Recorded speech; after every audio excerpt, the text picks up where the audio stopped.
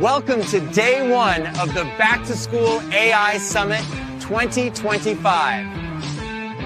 I am so excited to say we have over 3,000 registered attendees. We have educators from 110 different countries joining us. There are attendees from every state in these United States of America. Teachers, leaders, and innovators will be joining us live and catching up with the recordings.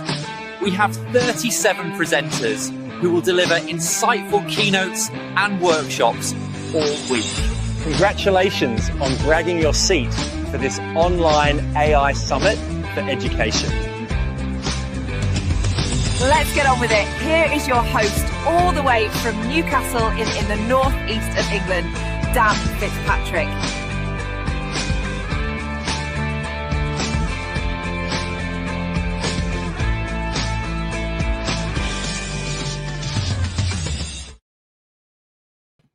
Hello, everybody, and welcome to our summit, our Back to School AI Summit 2025. Thank you so much for joining us wherever you are. I've just been looking at a lot of the comments, and we've got people from all over the world who are with us right now. So thank you for staying up late if you're in Australia on that side of the world, or getting up very early if you're over in the United States and that side of the world. So we've got a jam-packed first day for you. We're looking forward to talking and hearing from some really innovative, cutting-edge educators from around the world. Let me first give you an introduction into who I am. So my name is Dan Fitzpatrick, and I am an author on AI in education, and I'm really privileged. I get to spend a lot of my time kind of traveling around different countries, different parts of the world, helping schools get to grips with artificial intelligence and strategize around these tools. And I put on events like this, so it's great. Last year we had a back to school summit, which was kind of like, I think it was 3 hours, maybe 2 or 3 hours long. So it's great that we're going all week except Thursday this week. So most days this week we will be with you, and we'll go through a bit of what to expect during that time. This summit kind of comes about in collaboration, or it's the other side of the coin to this guide. So this is the Educator's AI Guide 2026, which was just released last week. And I'm so glad it's out. I really am. It's got over 100 educators contributing to this, from writing chapters, from giving their advice, their expertise. And it's really designed to help you as educators get through that next year, through to the end of 2026, with a guide, with a companion to help you if you're just using it day in, day out as a classroom teacher, to help you integrate it if you're in leadership, and so on. So please do check that out. This accompanies this week that we are spending together. And you can have a look at that at the educatorsAIguide.com. If you have just stumbled across us and haven't registered, that's perfectly okay. I didn't want to keep it gated to just those who were registered, but there are some benefits for those who have registered. So if you have just stumbled across this and you haven't yet registered for the summit, please do scan that QR code or go to summit.theeducatorsAIguide.com and register, because we will be able to send you information throughout the week of what's happening, what to expect. We can remind you for certain talks and so on. Plus, also every single day, one person who is registered is going to get a chance to win a copy of this book. So we'll post it out to you no matter where you are in the world. And at the end of each day, we will announce who has won the book for that day. I'm so proud of how far this has reached and how far this has gone. This is a big testament to you. I know a lot of people didn't just register, but then shared the good news and told people about it, told their colleagues, and posted it on social media, for example. So thank you so much for doing that. We have got over 3,000 registered attendees when I checked this morning, which is amazing. And The nature of how this works now is, as you'll know, a lot of people will join online live, and a lot of people will join us kind of in the rewatching of the videos, which is probably how I think probably most people will do this, because having a global conference is difficult to set these times when people aren't at school and aren't working. So we welcome all of those who are watching this on catch up. We've got 110 countries represented. We've got every state in the US, and we've got 37 presenters ready to share their knowledge, their expertise, their experience with artificial intelligence and education with you. It's a jam-packed week. So make those notes, put the transcript through Notebook LM, whatever you do to kind of digest this information, feel free to do that so that it helps you along the way. As you will see directly under me, we have got people commenting. So if you are in our arena, then please do say hello, tell us who you are, where you're joining us from, and please use that as kind of the community chat for throughout this. So it doesn't just have to be for posting questions to whoever's on the screen. This is for you to have a conversation around some of the things that are being discussed, and maybe even to help each other. We can't obviously answer every question, but I'm sure there'll be people in the chat who can help, and you can have that conversation. Please do get questions in. We've got quite a tight schedule to get through everybody because we wanted to deliver so much value, but we'll try and make some time for a few questions along the way if we can. Yeah, so please do use that chat. Let's go on to our first day. So today obviously is Monday. It is just after 2 p.m. if you are in the UK. It is 9 a.m. if you are on the East Coast, and then obviously wherever you are. Please do, when you're looking at the schedule, remember those timings and adapt them to where you are. I'm so excited that our opening speaker, our keynote speaker, is Dr. Sabba Quidwai. Sabba is a great friend. And I know you're going to get a lot from what she talks about. She's just been speaking at ISTE and FETC in Orlando, and she's going to share some of those golden nuggets with you. So even if you couldn't make those events, you'll get to hear her speak. And then we're going to move on to Trudi. Trudi, again, is an amazing educator from here in the UK. And she's going to be talking through her use of AI and her experience of working with schools and teachers. Then we've got Arman. Arman Jaffer is the CEO, the founder of Brisk Teaching, and he's going to be joining us. Great to have him here. He was just named one of the Forbes 30 under 30 a few months ago. So great to have Arman here. Then we're going to move on to Matt Karabinos, and he's going to share his experience from the classroom. Excited for that. I've read a few of Matt's articles in the past, and he's really grounded in that classroom experience. Then we're going to move to Paddy McGrath. Paddy from Northern Ireland and Belfast is going to join us. He's the head of education for Everway, who were formerly Text Help. A lot of you might be familiar with a lot of text help tools like Read and Write and Equatio, a company that are really passionate about accessible learning. Paddy is himself, so we're gonna hear from him. Then we're gonna be joined by Stephanie Howell and Greta Sandler, and they're going to be looking at personalized learning meets ethical AI. Two educators who have been sharing their expertise for a long time now, and are great presenters. Then we're going to go spend some time with Sarah Eiler from ScreenPal, and she's going to share how to scale accessible video learning with their tool ScreenPal AI. And then we have got Andrew Strachan, who is the digital lead and chief operating officer for the Emmanuel Schools Foundation, talking about their plan for delivery. So that's today. We've got Tuesday. I'm not going to go through everyone, don't worry. We've got Tuesday. I'm really excited. Jaden Schaefer is going to be joining us to keynote that. Jaden is one of the top AI podcast hosts in the world. In fact, the top AI podcast host in the world. And I got to meet Jaden at Google I/O in San Francisco a few months ago, and I thought he would be great to come and share things with us. He's not within the education system or from an education background, but he has a great eye on over how this technology is emerging. So he's going to come and share some of that experience. Then on Wednesday, we've got Stephen Johnson. Stephen is a great guy. I've been friends with Stephen for about a year and a half now. He's the creator of Notebook LM. And he works as the editorial director at Google Labs. He's also a New York Times best-selling author, and we're going to have a bit of a chat with him about where this technology is going. Like I said, we're not doing Thursday anymore, but then we'll be back on Friday with a great friend of mine, Matt Miller.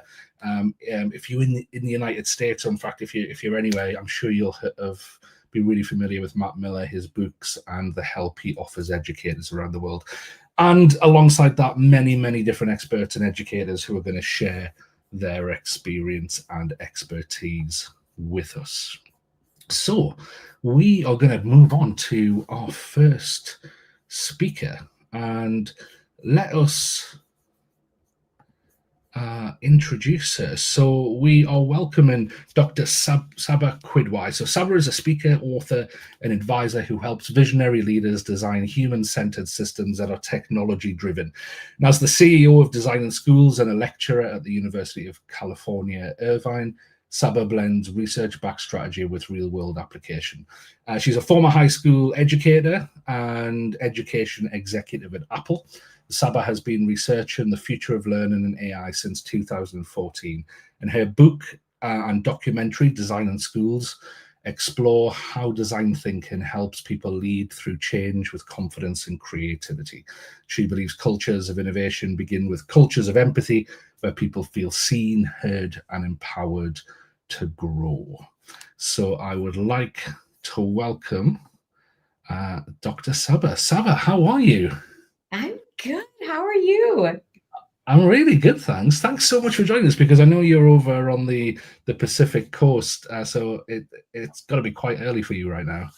You know, I was like, this and everything you're hosting is like the perfect example of what we're going to talk about in the keynote and what it means to be a human spark, because I literally just woke up like half an hour ago. So it's like, what, 6:15 a.m.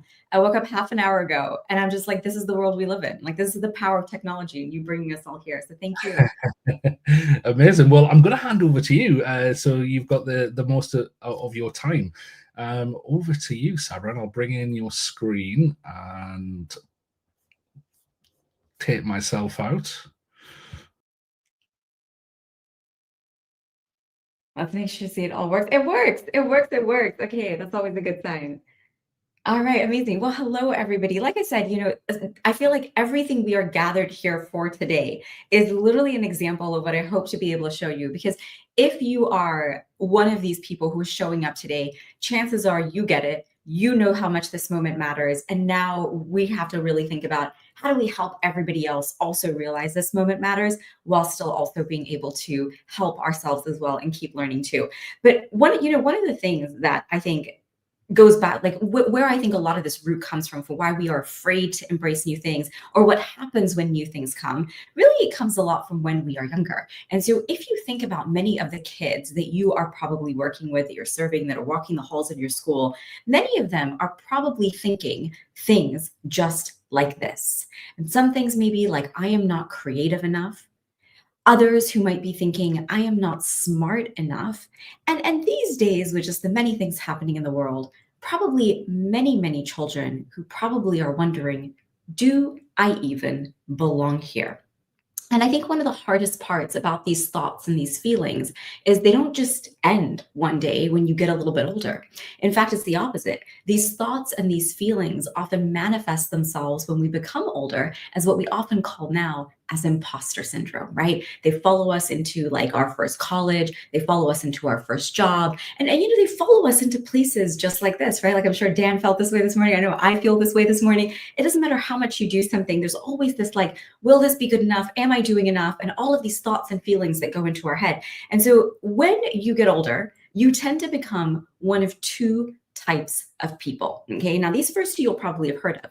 You tend to become somebody who either has a fixed mindset, or you tend to become somebody who has a growth mindset. So let's take a little bit of a look at an example of how some people might be feeling, that maybe not today, because, we're all growth mindset people here, but people that we know and people that we are looking to bring along this journey as well.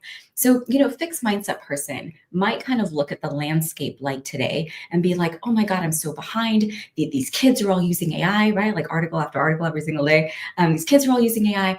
I'm never going to catch up. Like, why even bother? When can I retire, right? Like that is kind of the mindset of that person. And one of the really sad things when we look at this from a human element is that one of the reasons people often feel this way is that they don't have a sense of hope in what they're able to do. Not only a sense of hope in what they're able to do, but also what they're able to impact and influence, which means alongside not having hope, these are also people that often don't feel like they have agency. Now, people like me and you have probably for the longest time been growth mindset people. I don't know a lot about AI, but Dan Fitzpatrick is hosting this amazing AI summit. I'm going to show up, learn from some people, have some fun in the chat, watch some videos, listen to some speakers, meet some new friends, and I'm going to learn anyways, right? I don't know, but I'm willing to learn. I'm going to bring my kids along with me for the ride. I'm going to get my colleagues and bring them along with me for the ride. And what's really beautiful about people like us here today is that we have hope. Right? We believe in what's possible. We're curious about what's possible. But the reality is there's only so many hours in a day, and there's only so many resources, time, money, and all these things at our disposal. So yes, we have high hope, but our help is like kind of limited. And I feel like in particular for us, today, there is an opportunity to embrace a new type of mindset, many of which you already do. And we call this having an AI mindset, right? An AI mindset is somebody who's like, I have no idea how this is going to turn out, but I have this crazy idea, right? There's something I'd like to try and do. Or there's this problem that we have just been sitting with for so long that maybe now we can finally do something about. I don't know if we're going to be able to solve it. I don't know if we're going to be able to create this idea, but I'm not just going to use the people around me. I'm going to be like AI. How are you going to level up and help me, right? I hear AI can do this, and I hear it can do this, and I hear it can do that. Let's give it a go. And what's really beautiful about people that have an AI mindset, they not only have high hope for what's possible about what they can create and what they can solve, but these are people with high levels of agency as well.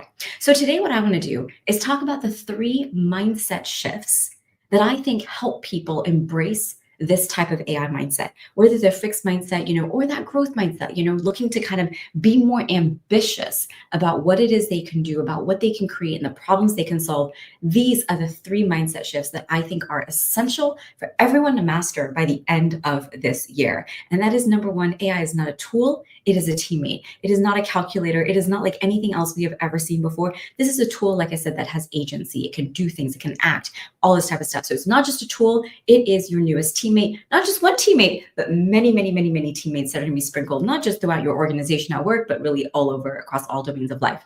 Number 2, AI is not a shortcut. It is a skill set.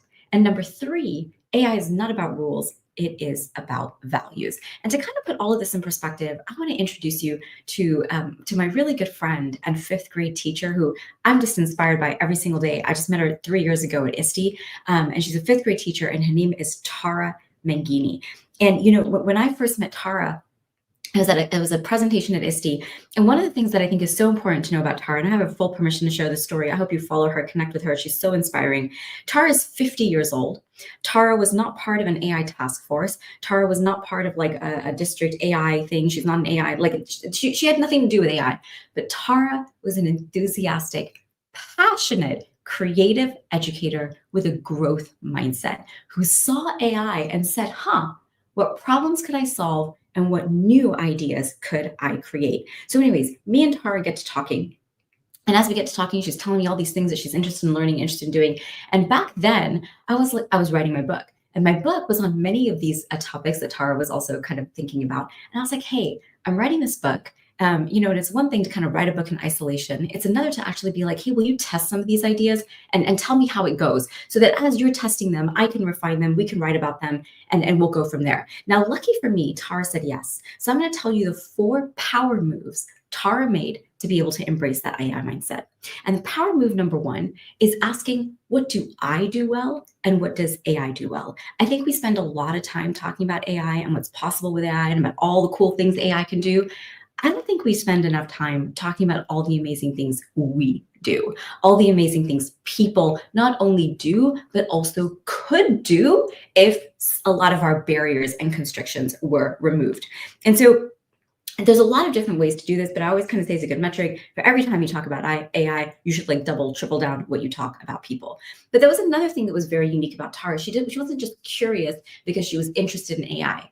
Tara also realized her responsibility, okay? Because Tara was somebody who understood something that I think people are just starting to beginning to kind of understand, is that this is not just like a little chatbot on the side that you're going to talk to. This is not just about like having a conversation with George Washington or getting some homework done or getting some help with a lesson plan. This is about the fact that we are moving towards a world of AGI, right? Artificial general intelligence, where AI is like just as capable as most humans at most tasks, especially tasks that happen on a computer, right? That knowledge type economy that we have kind of built our world on. And Tara knew that her kids were not just going to like get this little tool to be able to get them some help or be a little bit more creative, but that they were walking into a world tomorrow where machines were going to be acting, thinking, decision-making, creating in many of the ways that previously had only been done by humans. So I'm playing a video for you because I think Jensen Huang from NVIDIA does the best job of explaining this. And let's hope our sound works.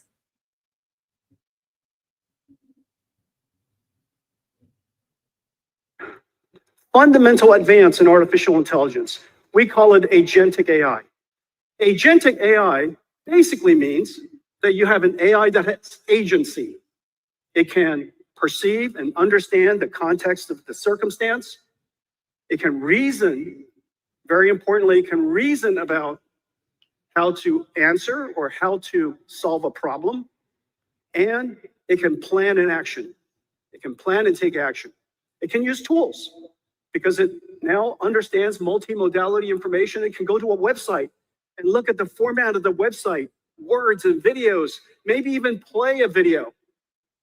Learns from what it learns from that website, understands it, and come back and use that information, use that newfound knowledge to do its job.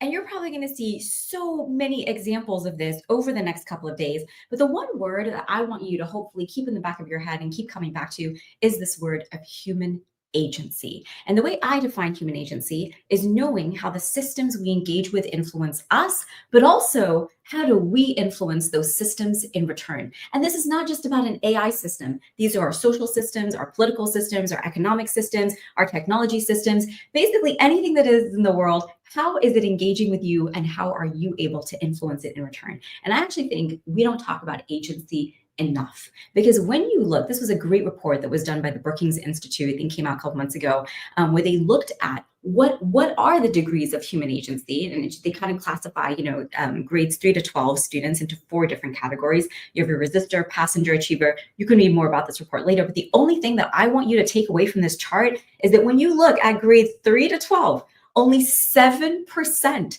of our young people are graduating with high levels of human agency. So why does this really matter? We have spent so many years trying to close the technology gap. We give people so much technology, we give people so many devices, so many platforms, so many different things.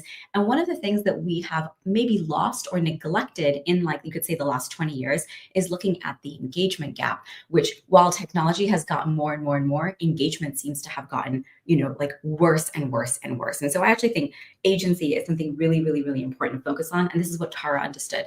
Tara understood my kids are not just going to be the class of 2035 or, whatever, shoot, 5th grade, whatever that math is. I'm not good at math.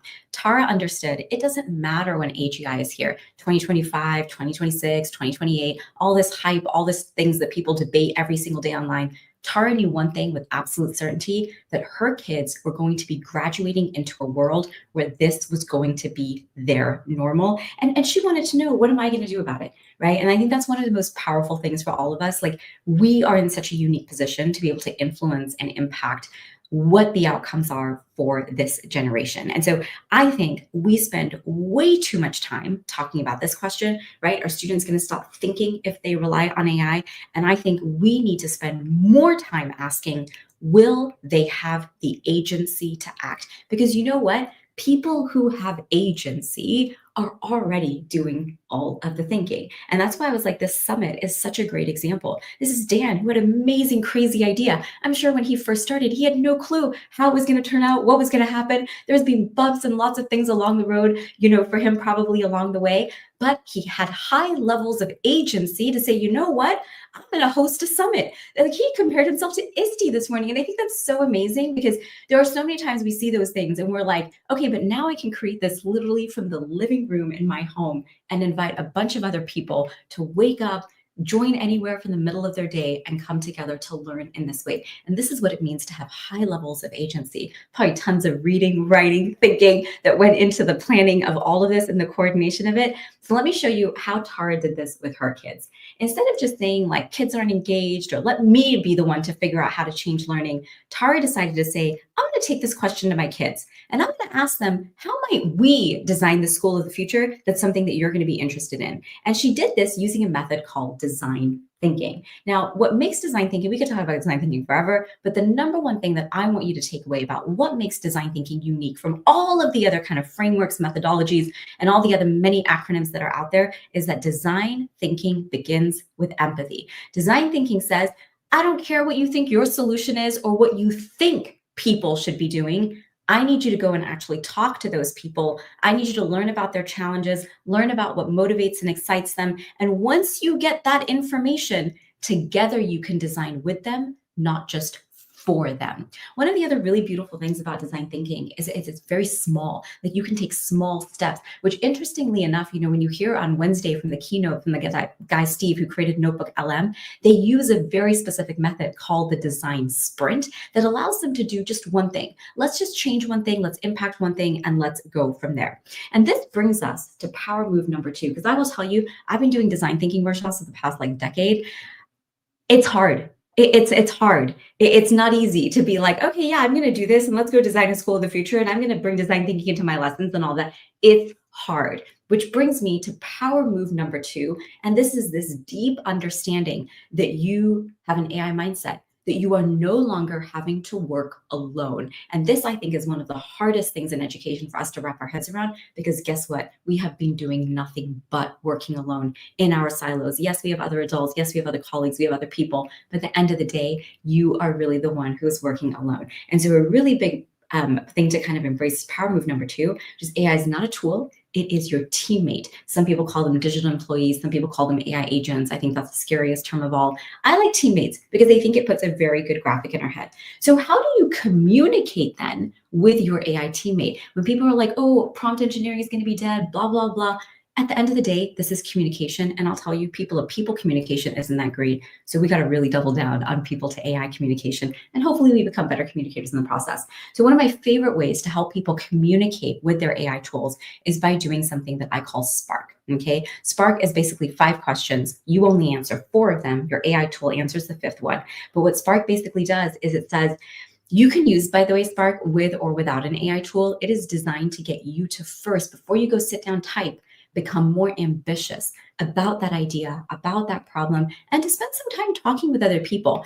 Spark is basically an empathy interview. And I actually think it's done best when 2 people are interviewing each other, because you get a chance to dig a little bit deeper. You get a chance to be able to ask some questions, but also the way you speak and share your idea to another person is very different than how you speak when you are sitting down to type something out in that way. So Spark basically says, tell me your situation, what's going on, tell me the problem that you're dealing with, tell me your dream, your aspiration. If everything went super well, what would that look like? And then give me a result. What's one thing that you would want to see happen that would make you feel like your vision for success, your aspiration was correct, and that it helped you solve the problem in that situation you were in? You only do SPAR, and then you go to your AI tool and say, hey, AI, show me what you got. Right? Give me 3 to 4 ideas, not just give me an idea that I'm just going to take and go off and do.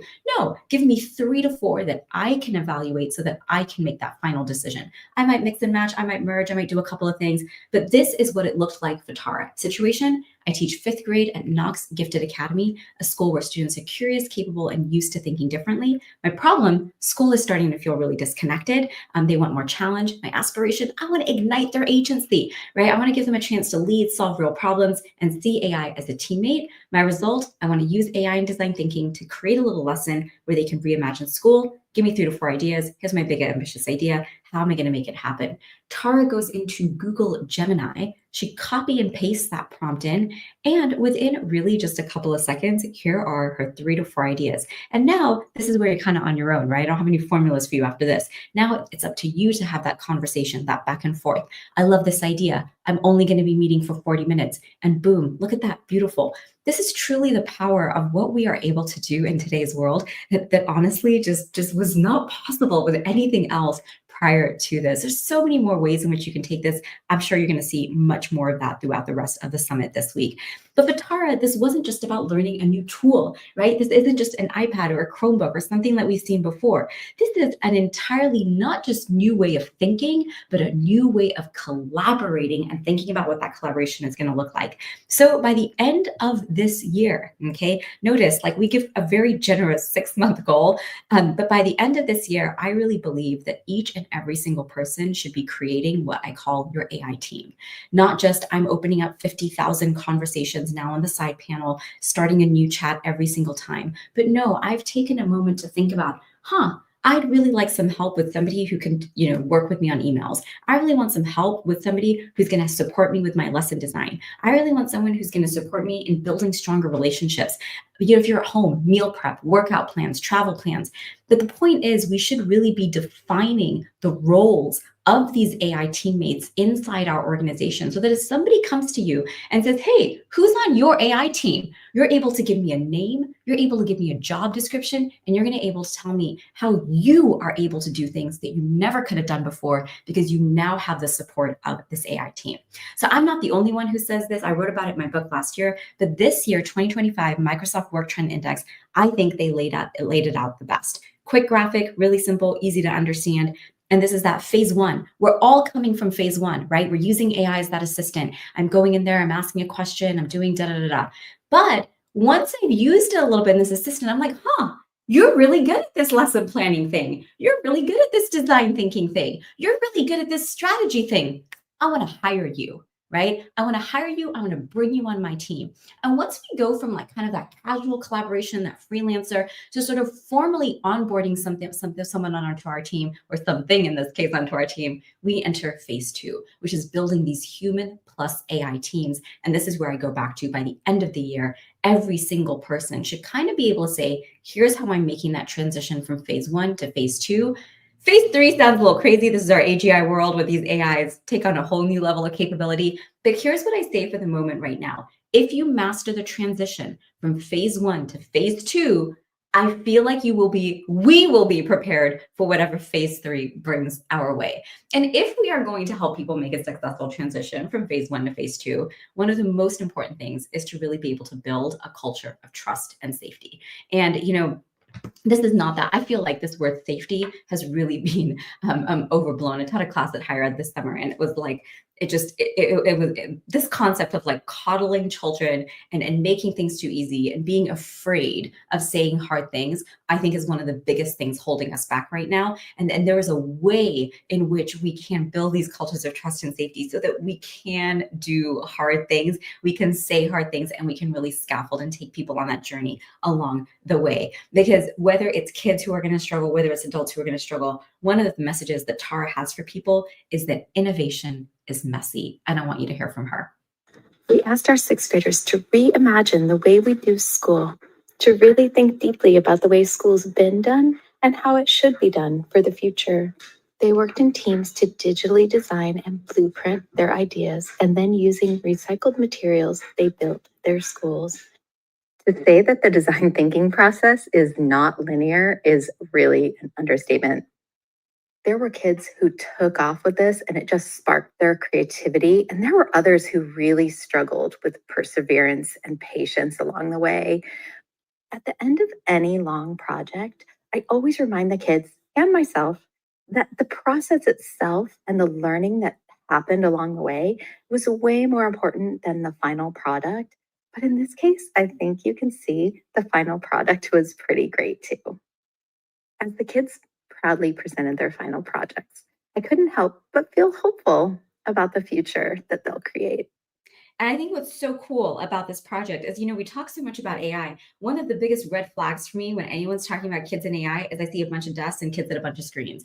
Look how much there's actually very minimal technology being used here by the kids. Yes, Tara used it to do things and create things for her kids that she probably couldn't have done on her own and alongside her teaching partner. But when it comes to the integration in the classroom, look, you see cardboard, you see paper, you see some computers, you see all different kinds of things that are there. One of the most important things, the coolest things now is Tara, went from just like, hey, how do I do this at a conference, with her teaching partner one day from her classroom to now she speaks to audiences, all across the country. And so one of the biggest things that I hope you take from here today is that I think so many times we wait for other people to come and design things and tell us what to do. Like there's too many people who are waiting for permission. But I hope, Dan, I hope this experience, I hope being here this, week with everybody reminds you of one of my favorite quotes from Margaret Mead, where she says, never doubt that a small group of thoughtful, committed citizens can change the world. Indeed, that is the only thing that ever has. I always tell people who wait for like policy and federal guidelines and blah, blah, blah, go read Howard Zinn's A People's History of the United States and tell me what progressive movement, what any progress in society that has come from the government first, that didn't come from people first. Every single thing we enjoy today in this world has come from a small group of people who are like, you know what? I'm going to do something about that. I'm going to get together with other people, and together we are going to do something about that. And if you hit power moves 1, 2, and 3, by default, you will have power move number 4, which is where you have created this culture of innovation that begins with a culture of empathy. Each and every single one of us in this journey, in doing these power moves, in doing this work, is going to feel like, I can't do this. I'm not creative enough. I'm not smart enough. I don't really belong here in this area. And when you do, I hope, is the fear we all have. I complain about this at home all the time. I'm almost freaking out my anxiety before every single thing. And I hope this video with my nephew and his words inspire you as much as they do me. I don't know if I can do it. I'm not going to be able to do it properly. You can do hard things. I can do hard things? Yeah, you can. Who told you that? My teacher. Your teacher? His teacher. That is the power of being a teacher. That is the power of bringing your human spark. I feel like I talked about my book so much and the power moves in it that it almost felt like it'd be rude to not give people a copy. So if you want to scan this QR code or if you want to grab that URL, you can get a free PDF copy of the book. Dan, I'm so proud of you. Like just watching you, all of the things you have done over the past couple of years. Thank you so much for having me. Thank you to everybody here. And I hope you all have an incredible week. Thank you so much. That was amazing.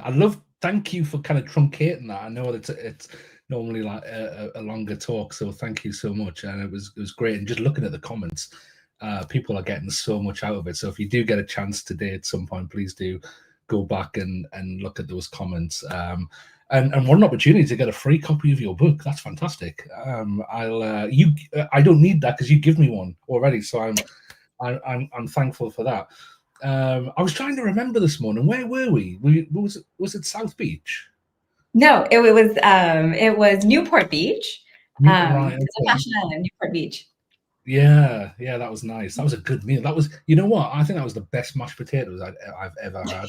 They were so good. But that's a big comment coming from the UK. Yeah, I know. No, it was good. Thanks so much for joining us and for doing it so early as well. Enjoy the rest of your day, and I'm sure we'll hear from you very soon. Thanks, Sabba. Definitely. Bye, everyone. Okay, we are moving on to our workshops now. So for the rest of our time together today, we're going to be getting really practical with our workshops and our amazing presenters. Before we bring on our first workshop, I'd just like to thank Brisk Teaching, Everway, Google for Education, Grammarly, Magic School, QuizGecko, School AI, ScreenPal, ThinkLink and Toddle for supporting us this week and making us be able to do this and bring this to you completely for free.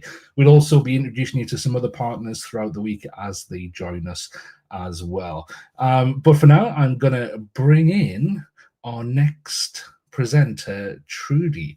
And I'm just going to give you a little bit of an intro before she comes in. So Trudi Barrow is an award-winning design and technology educator, consultant, speaker, and writer. And she champions AI, sustainability, and immersive learning innovations to enrich creativity and craft future-ready design education. Welcome to the summit, Trudi. Hello. Thank you for having me. Good to see you. It's so good to have you here. I can't wait to say this because I know we were in Romania a few months ago together, and I didn't get a chance to come into your workshop. So I'm excited I get to be part of it today. So what I'll do is I'll bring you a screen in, and then I'll hand straight over to you, if that's okay. Okay, great. Thank you so much. And it is a pleasure to be here today. I am going to be talking about design education and creativity, and the use of AI in the area of creativity with our children and young people. So there are two sides to this. So we can talk about the future. We can talk about creativity and freedom and speeding things up and immersion. But there is a darker side to AI, and I will touch on it, but I can't go into too much depth. We are going to be covering in the summit in general all of the things on the right-hand side. So if you want to know more about me, you can head to my website, which is trudibarrow.com. And if you are interested in some of the work I've been doing around those issues of privacy, of safeguarding, of safety, then I was a co-author on the DFE, the Department for Education here in the UK. They're training materials that are free for everybody to access, and you can go to them on the gov.uk website. I also edit a magazine, which is a design education magazine on behalf of my organization, CLEAPS. And this is the magazine here. It's called Future Minds. And if you're interested in design education, this is an international publication, and you may find that of interest. So I've been talking about AI in design education for a while. And here on the screen, you can see some titles of some blog posts. Now, the reason I'm showing you these now is because I'm going to skip these and jump in at an intermediary level in a second. But if you're interested in how visual imagery can be used in a classroom to enhance learning, then please do head to the website. These are text to image examples, and they really unpick the pedagogy behind using these images to inspire students and to motivate. But I'm jumping straight in today with image to image artificial intelligence. And I'm going to be talking about a tool called newark.ai. Now, the headline of Newark is that it is free for education. It is not an education tool. It is actually a tool that is used by professional fashion designers and in sportswear. Two of its biggest clients are Reebok and Adidas at the moment. But it has made itself free for education, and it's fantastic to use some of these tools in the classroom for a variety of different reasons. So as you can see, you can input an image and you can get out of it a different image based on the prompt. Now, you might be wondering, well, why is this different to ChatGPT? Why is this different to Google Gemini? They can do this now. What Newark does is it keeps the fidelity in mind. It keeps the accuracy of the original input. And that is so important in design education. It's really, really important to consider the fidelity of your original image, because that is where the design learning comes from. We can also use this for communication. So on the screen now, you can see an example from a sixth form. So here in the UK, these students were 17, 18 years old, and they had all drawn sketches, and then they took their sketches and rendered them through this tool. Now, what this enabled them to do was communicate visually. It was enabling them to feel motivation and pride in their work, and for them to experiment. And as I've said before, the authenticity to the original image is key here. It's also a tool that doesn't homogenize the outputs, the same way that if you ask one of the big LLMs to produce an image based off an image. You might see that it tidies up the edges and it cleans things up. Well, if we really want to be authentic to our original designs, we don't want that. We want to use this as a tool that will further our design thinking. Another way that it can further students' design thinking is through iteration, and that backwards and forwards. This enables any student or young person to use the artificial intelligence as a thinking partner. So they have their original design and they iterate through various different ideas. And here you can see a young person in year 9 in the UK. So she was 14 at the time, and she was trying out lots of different colors, lots of different textures for her project. One of my favorite use cases, though, is for confidence. And we were just hearing from Dr. Sabba about agency in students and young people. And for doing this, this is fantastic to give students the opportunity to have pride and feel good and have a real buzz from creating these images based on their own work, their own ideas, and and to have ownership over that is really important. So the 4 students at the top, you can see there, were all incredibly nervous of the subject. They all felt like they weren't very good at design and technology, which is my subject. They weren't very creative and they couldn't draw. They told me, Miss, I can't draw, don't look at my work. And you can see that from the sheer amount of rubbing out on the last image over here of the motorbike. But from putting their sketches through this tool, they left the classroom feeling motivated, energized, and proud. And then we were able to take their ideas one step further, and we were able to animate those ideas. And you might think, well, okay, this is a gimmick. But for the experience that I've had, seeing these young people go from nervous learners to motivated learners, it was absolutely worth it. So again, talking about the human-centered use of artificial intelligence. In design and creativity, that is essential. We don't want to erode creativity. We want to enhance it. And I believe that AI can do that. And through the editing functionalities of some of these tools, we can then put the ownership back to the original idea maker, which is the human student or the human young person. And here you can see that a student is designing this rocket, but they're playing, they're iterating, and they're changing aspects of it through the editing process. So I've shown you some use cases from older students, later teens, and indeed A-level students here in the UK, but these 2 young people are actually very close to home. It's my son and daughter a year ago when they were 5 and 7, respectively. Now, I set a little project for them at home to design little monsters. And my 5-year-old used his oracy skills, his verbal communication, to describe to me, with his sketch in hand, the colors and textures and tones and shapes that he wanted his monster to live in a visual response. My daughter, who is that bit older, my pedagogical approach shifted and I focused more on her literacy skills. And here she wrote down her prompt and I really teased out some vocabulary and really pushed her through, standing over her and encouraging her. And she was able to produce Alfred. And Eric, Derek and Alfred live large in our house. We're very proud of them and we look forward to animating them and doing some more exciting things with them. Just on the topic of oracy, I don't have time to go into this in too much depth, but Padlet is a fantastic tool for whole class AI image generation. And there are some lovely use cases of prompt iteration, of vocabulary. And if you're interested in this use case, please do head to my website. But jumping back now to getting that magic in the classroom, AI for animation can really enhance storytelling. It can really enhance communication with a wide variety of our learners. And this tool is free for everybody. So you can see that meta-animated drawings takes the fidelity of the original drawing and it makes it move. So there's lovely use cases of this tool being used in creative writing, in drama, in design, in art, and in a wide variety of school use cases. So we can also take our original image and we can use that original image as a starting point for more complex design journeys.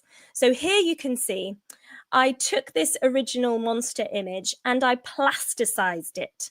So I put it into Newark and asked for a plastic model based on that image. And then I took that plastic model into another tool called the New Black AI. And what I was able to do was make a 360 asset of that. The 360 asset can then be converted into an OBJ file or an STL file, and then that can be taken to a 3D printer.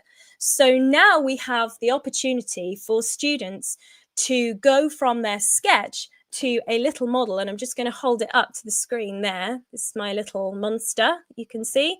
So we have that opportunity to prototype, to iterate, and to give that ownership back to the young person. So again, in the world of design, here you can see that there are several tools showcased on this screen. One of my favorite computer-aided design programs for young people and children is Tinkercad. And if you've never tried Tinkercad, it's free for education. It's fantastic. I've taken a Tinkercad computer-aided design boat and I've taken it down into into the New Black AI and made an animation. Now, I've gone through various steps along the way. My first step is by using Canva. Now, Canva is a fantastic tool for a wide range of things, but in this case, I just used its very simple background remover tool. It seems to be the best tool around for removing backgrounds crisply. I iterated a little bit, played a little bit in Newark, and got a relatively accurate render from Nano Banana in Gemini, and then I took that to the New Black. Now, this all happened within the space of about 20 minutes, but to be able to take a child's idea from there to down there is really impactful and really gives them a sense of agency and gives them a sense of ownership.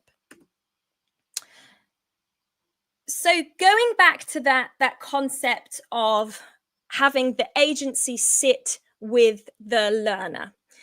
Again, to make you this use case, I've borrowed my daughter, and she's now 8 years old, and I asked her to create a creature, any imaginative creature she wanted. She came up with Charlie, the fire-breathing pigeon. Don't ask me why. I asked her to write a brief poem, and together we sat together and we teased out some of the vocabulary until she found just a couple of lines. She then drew a sketch of Charlie the fire-breathing pigeon, and we had a conversation about how it was going to fly in front of volcanoes, etc. We were then able to produce these images using Gemini and using the New Black, and we were able to take her poem into Mareka and make a little song. Charlie is a fire-breathing pigeon, soaring how a fearless vision. Through the flames he finds his mission, lighting up the sky. Oh, Charlie. Okay, that is enough of that. I will skip ahead. So we're weaving in and out now. Pardon me. We're weaving in and out between her use cases and her work and the AI's work. So as you can see on this slide, what we did next was we took that and we put it into Clangio. Now, Clangio was able to make sheet music. And then a very proud mum moment, sharing this with so many of you across the world, she then played it on the piano. So as far as having the student, she can stop now. As far as having the young person or student at the center of this, we were weaving in and out with the AI use. We went from here to back again and back again. And what I would imagine would be the perfect scenario is using this artificial intelligence as a scaffold and then slowly pulling that scaffold away and the human creativity taking flight. And she went so much further down the line of creativity having the AI tools with her. But over time, I would pull them away and pull them away. So again, talking about pride, this was a moment where I dug out my old portfolio from when I was a student myself. And I rendered up a final design from when I was 17 years old. The emotional response that I had when this image came to life in front of me was really strong. I felt a sense of, I really did get quite teary by the fact that when I presented this work, I could never have imagined it being able to be communicated to the world in this way. And again, this gives people and young people the opportunity to present their work, to communicate their ideas in a really, really vibrant way, in a way that they wouldn't be able to have done in the past. So they can take their sketches, they can render their sketches, and then they can bring their sketches to life. So this example is using the new Nano Banana, where all three of these images are now able to live in the same video. And you might think, this is such a gimmick though, where is the learning? Well, the learning comes from communication having so many more forms than just literacy and oracy. It comes from the confidence development and the motivation, and the fact that we all know that huge amounts of learning happen through play. And there's the opportunity to give agency to ideas at a much younger age, with much less finances, with much less infrastructure. So I'm coming to the end of my presentation now, and I just wanted to share with you two more short clips. The first is another moment where I sort of felt like, as a creative person myself, this was a bit of a breakthrough moment. In a previous life, I worked in the theatre, and I was a theatre designer, and I did put on this show, The Country. And I remember sitting with the director with the sketch that you see on the screen on the left, and communicating to him, this is Rebecca, she's feisty, she's edgy, she's got attitude. The plot of the play is about her coming in and breaking up a marriage, and really being kind of like this antagonistic character. In my head, I could hear her soundtrack. I could feel her vibe. I could see her attitude. But all I had as a designer, as a means of communication, was my sketch. But now I can take that sketch and I can do this to it. I am Rebecca. I live in the country. I am Rebecca. And finally, I had a year 8 student. So in real money, that's a 12-year-old student. She wanted to spend a bit of time with me producing a music video. And we also wanted to try and make something in the real world, because my main path is in design, and design and technology is obviously in physical and practical application. And we have been able to do that with the 3D printing, but I thought, well, how else can we do that? So I'm about to press play on a clip where you will see her sketch being taken into making a music video, and Mareka being used, and all the tools I've mentioned being used. But we also converted it to an STL file, and we were able to make her a nightlight. This whole process took an hour. My name is Howell, so let me cool bright, a digital star, shining light. My voice is clear, my tone is true, crafted in tech to sing for you. Through every screen I come alive, a melody that will survive. I am the sound of tomorrow's tune, dancing in code beneath the moon. No matter where you hear my voice, it fills the world with endless joy. So I'm going to leave you there, and I just want to say that the headline today is that AI can be used, if used confidently and safely, to unlock creativity, not replace it. It can create access for all learners, and I know that there are other speakers that are going to really deep dive into how this can help neurodivergent learners. It can meet students where they are and speak their language, and communicate through visual means as well as through oracy, and literacy. Developing critical thinking is essential. And also, whenever you're using any of these tools, a huge caveat would be, is it safe? Has it been considered and appropriate? Is it guardrailed? And is it compliant with your country or your area's rules and regulations? So thank you very much for having me. If you have any thoughts, please do get in touch with me. The best way to get in touch with me is on LinkedIn. Thank you. Hi, Dan. Trudy, thanks so much. Honestly, have a read of the comments, because you are getting so much love in those comments. People love those examples, and I think you blew a lot of minds in that 20 minutes, mine included. And I've got 2 5-year-olds, so I'm definitely going to be playing with some of them with them very soon. Thanks, Trudy. Thanks so much, and enjoy the rest of your day. Everybody. Thank you. Take care. See you later. Bye-bye. Bye. Okay, so next we have Arman Jaffer. Let me give you a bit of a background for Arman. So Arman is the founder and CEO of Brisk Teaching, and I know many of you on this call right now will be big fans and be familiar with Brisk Teaching. It's an AI-powered platform for K-12 education. He previously worked on EdTech and policy initiatives at the Chan Zuckerberg Initiative and at the White House. And like I said earlier on, he was recently named in the 30 under 30 by Forbes. And let's bring him in. Arman, good to see you. Good to see you, Dan. Thanks so much for having me. Yeah, it's good to have you. You're our second presenter from California this morning. So so I'm early here. Yeah. So I just want to say thank you so much for joining us at this early hour, and I'm really excited to see what you've got to say. And I've been a big fan of Brisk for a long time now, and got to come and visit you at your offices in San Francisco a few months ago, which was a real thrill for me, and get to meet some of your team. So what I'm going to do is I'm going to hand over to you. Have you got your screen ready? And let me share my screen right now. I think that should be good. So we can present it. Then I will remove me and then go for it. Well, I'll see you later.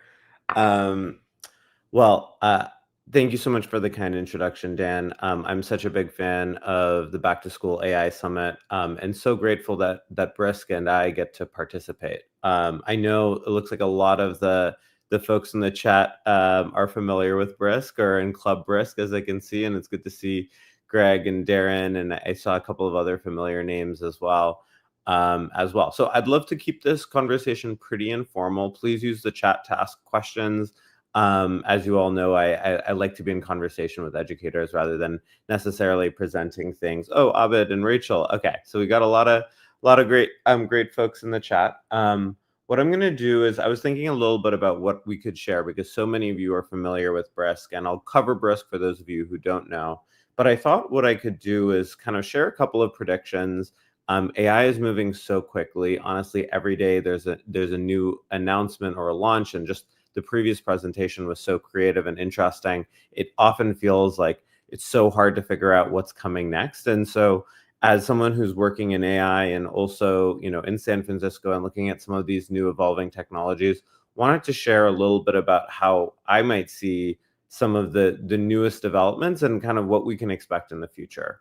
So I'll kind of go through 6 predictions that I have for how AI might drive high quality instruction. Now, they might not all come true, but if maybe 1 or 2 do, that would be great.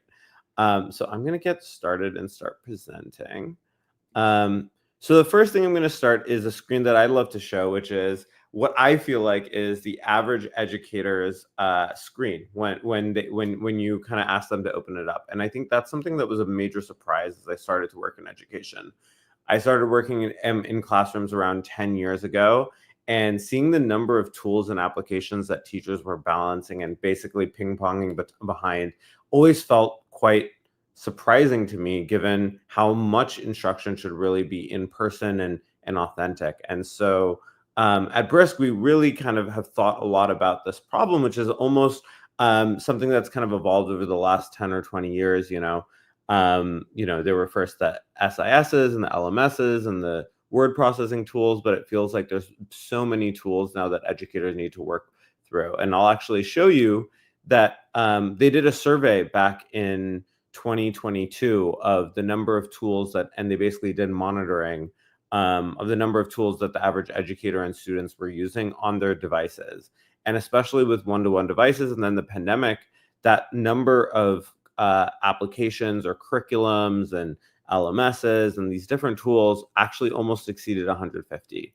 And that was really surprising to me, especially because when you actually think about what high quality instruction looks like, is that there should actually be instructional coherence, that this feels in some ways much more clunky than it should be. And so at Brisk, we've been thinking a lot about how we might be able to address this instructional coherence problem. Because, when we talk to educators, we see that, the fundamentals of instruction are simple, right? And so how might we be able to make instruction simpler when it comes to actual teaching on devices? What we've seen is that EdTech in some ways cuts against the instructional cycle rather than aligns with it. If you think about your curriculums and your LMS, they all reflect specific parts of that instructional cycle. But the hard part often in instruction is connecting the dots, being able to take the context that you have in your SIS and gradebook to be able to then think about differentiation and then assess the impact of that differentiation so that you can do further adaptation. And we often find that this really becomes quite complicated because if you think about what that adaptation should look like, it's often at the individual student level that differentiation should ideally be that. But we find that educators have to do that at scale, and that's just impossible with teachers' existing devices. And so what I'm going to do is recap, which is that in our opinion at Brisk, teachers are overloaded with ed tech. In some ways, that system is fragmented in a way that cuts across teacher workflows rather than aligns with it. And so as a result, teachers are forced to almost be the system of record, right? Balancing all of the different tools that they have. And that beyond, this being incredibly overwhelming for educators, students are often not frequently challenged appropriately because that high quality differentiation, because data is not actually being leveraged to keep students in productive struggle, to adapt text, to be able to calibrate assessments. It's impossible to actually scale high quality differentiation. So, a lot of people, we have this entire summit because we believe that AI is going to have this enormous impact in the classroom. And I absolutely think it does. But in some ways, we often speak in very high abstractions in terms of what AI can do, right? It can save educators time, it can revolutionize education, but often we don't really, in spaces, actually, educators are familiar with how they can really leverage AI, but often in the thought space, it can feel like we speak in generalities. And so our question at Brisk is, can we use AI to empower educators to actually drive high quality instruction for every student?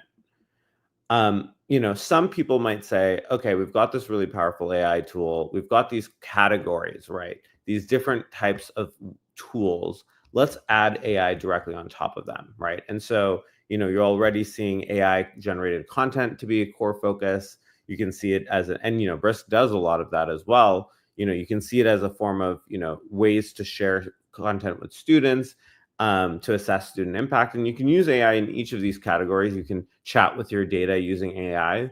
But, at Brisk, we wonder if, this is great. It could be an improvement.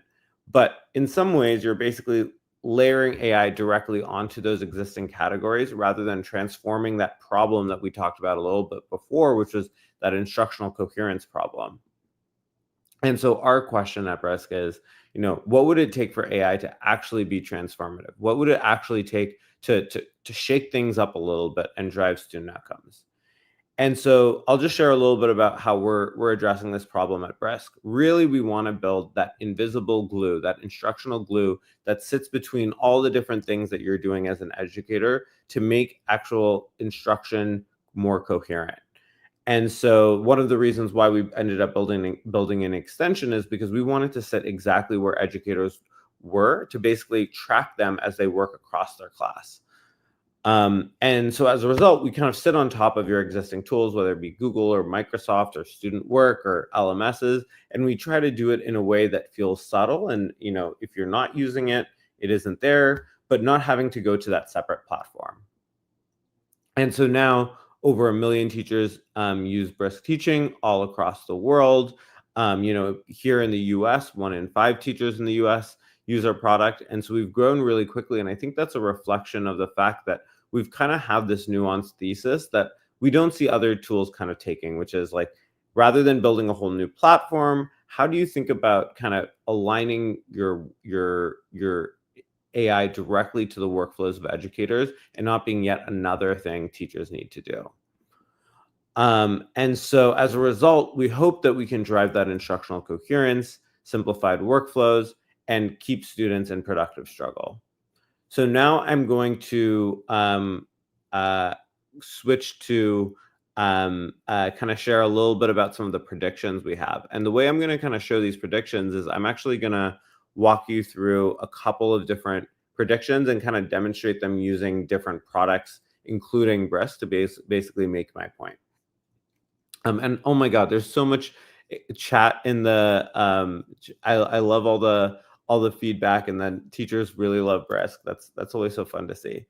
So I'm going to start with one, which I feel really strongly about, which is that we might actually start to ditch the textbooks and actually align ourselves with high quality instructional materials, but they won't look like the familiar textbook you all are probably very familiar with. So, back in, when I went to school, there were physical textbooks. That was kind of the way in which students were engaging within content.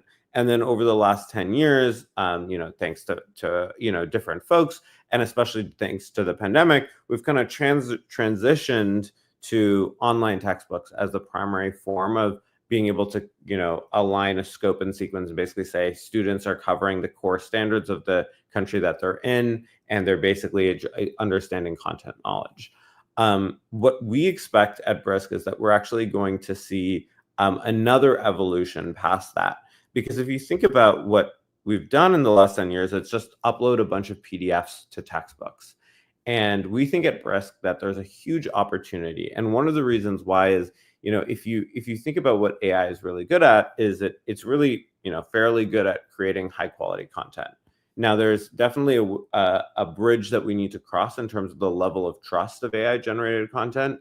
But given what we know about how, there's more advanced reasoning models and things like, and even if you ask, a reasoning model to create a textbook chapter or on a piece of content, they'll create a really high quality piece of content. They would also create the diagrams and pull the images and do a lot of really extensive work. And so then the question is, when are we going to make the switch? And our thesis at Brisk is, rather than people seeing just ChatGPT, but now that looks like a textbook, really thinking about adaptation at scale, being able to take the context of a teacher, the context of the student, the context of the school's community, and to be able to create content that is really high quality, but is also differentiated and aligned with the specific needs of a student and teacher.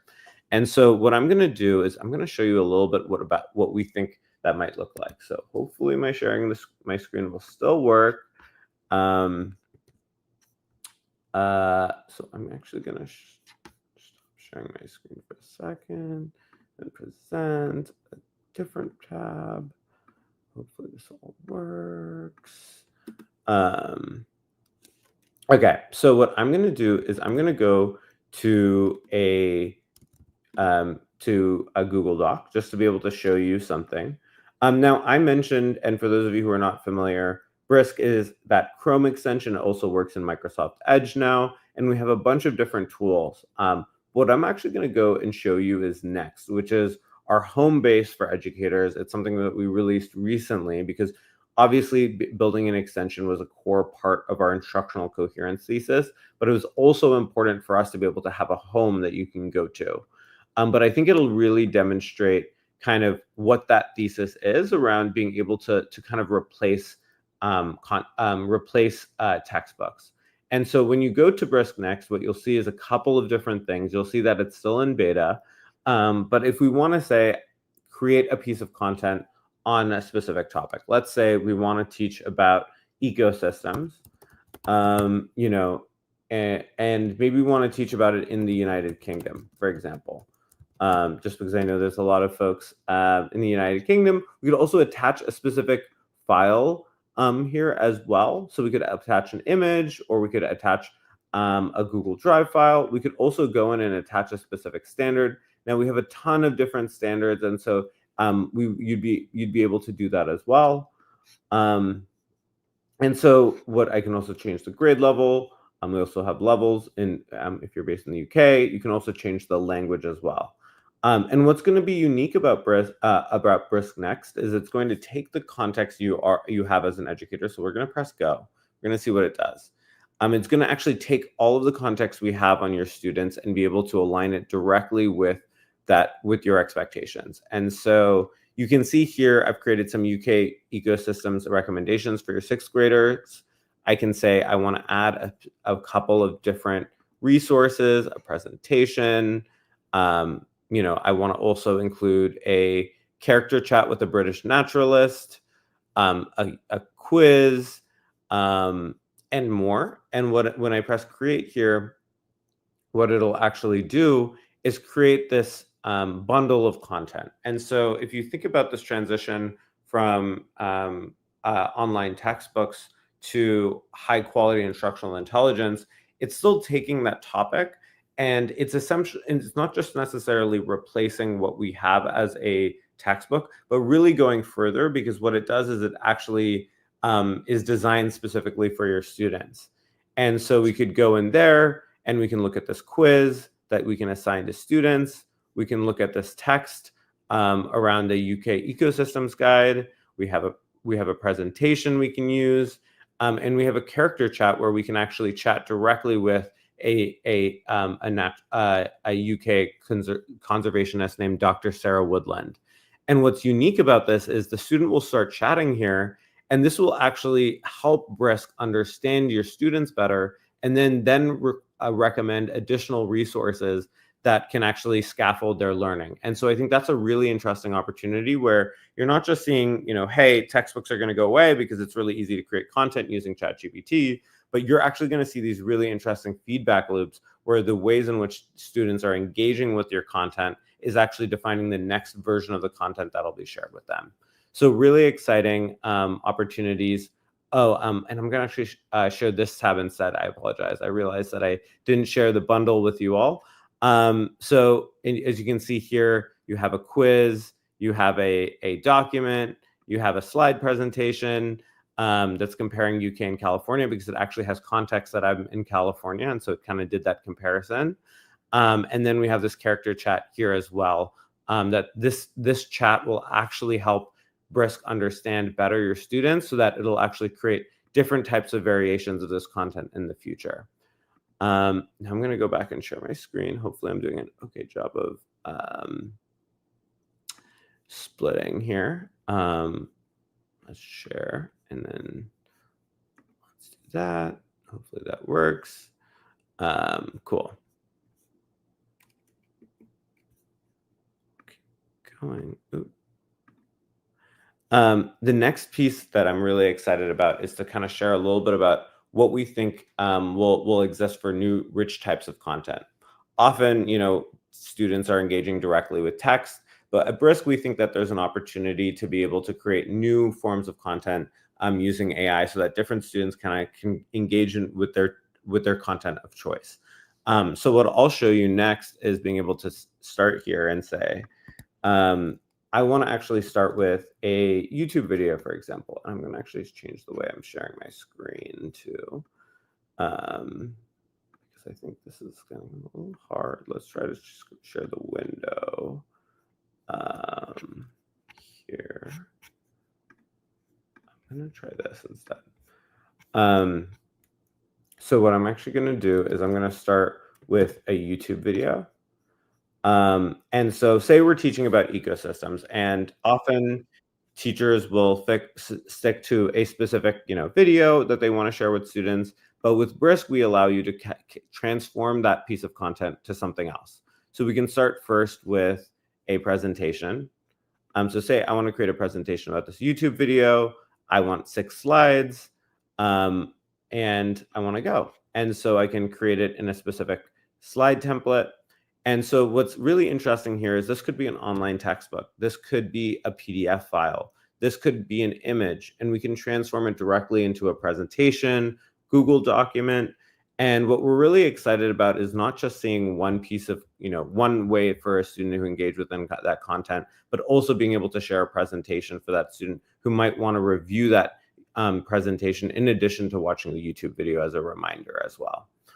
And my Wi-Fi is going a little slowly. Hopefully it'll just take a second.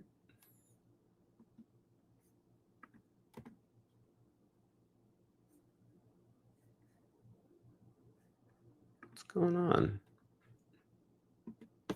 You all can hear me, right? Yeah, okay. Let's try that again.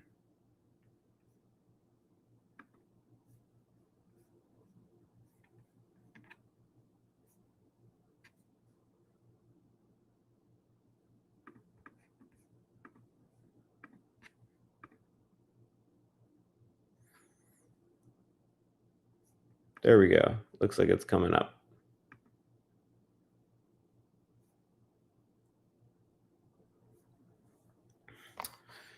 Monday mornings, I think Google might also be a little slow this morning too, not just me. So what you'll see here is this presentation is generated, and what's so interesting is that it is also facilitating in-person interactions with students, right? So you have an opening circle, you have think, pair, shares, and so being able to really engage students directly on some of this content right here in a different way. But let's say, we want to actually do something with this content. Let's say we want to create a podcast. We can actually create an educational podcast directly about this presentation. And so our expectation at Brisk is that you're going to see a lot more ways that students are actually engaging directly with different types of material. Imagine transforming your online textbook directly into a podcast so that you can understand student engagement there. You might also say, I want to share this podcast, but I want you to actually chat with the podcast host. So I'm actually going to show you one of the different tools that we have, which is called Boost, which is our student-facing tool. And we might actually share, rather than sharing the podcast directly, you can actually share it with a character chat. So the student can actually engage directly with the podcast host as well. And I'll actually share this with you as well so that you all can engage with it to understand how that looks too. Oh, I guess I can't chat there. Dan, if you can share that directly there, I'll that would be great.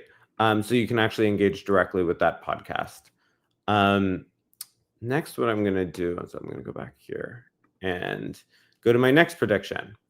So one other thing that I think is a real opportunity, and Dan and I have talked about this a little bit, is we often, the first thing when AI came about was there was a lot of focus on AI detection, right?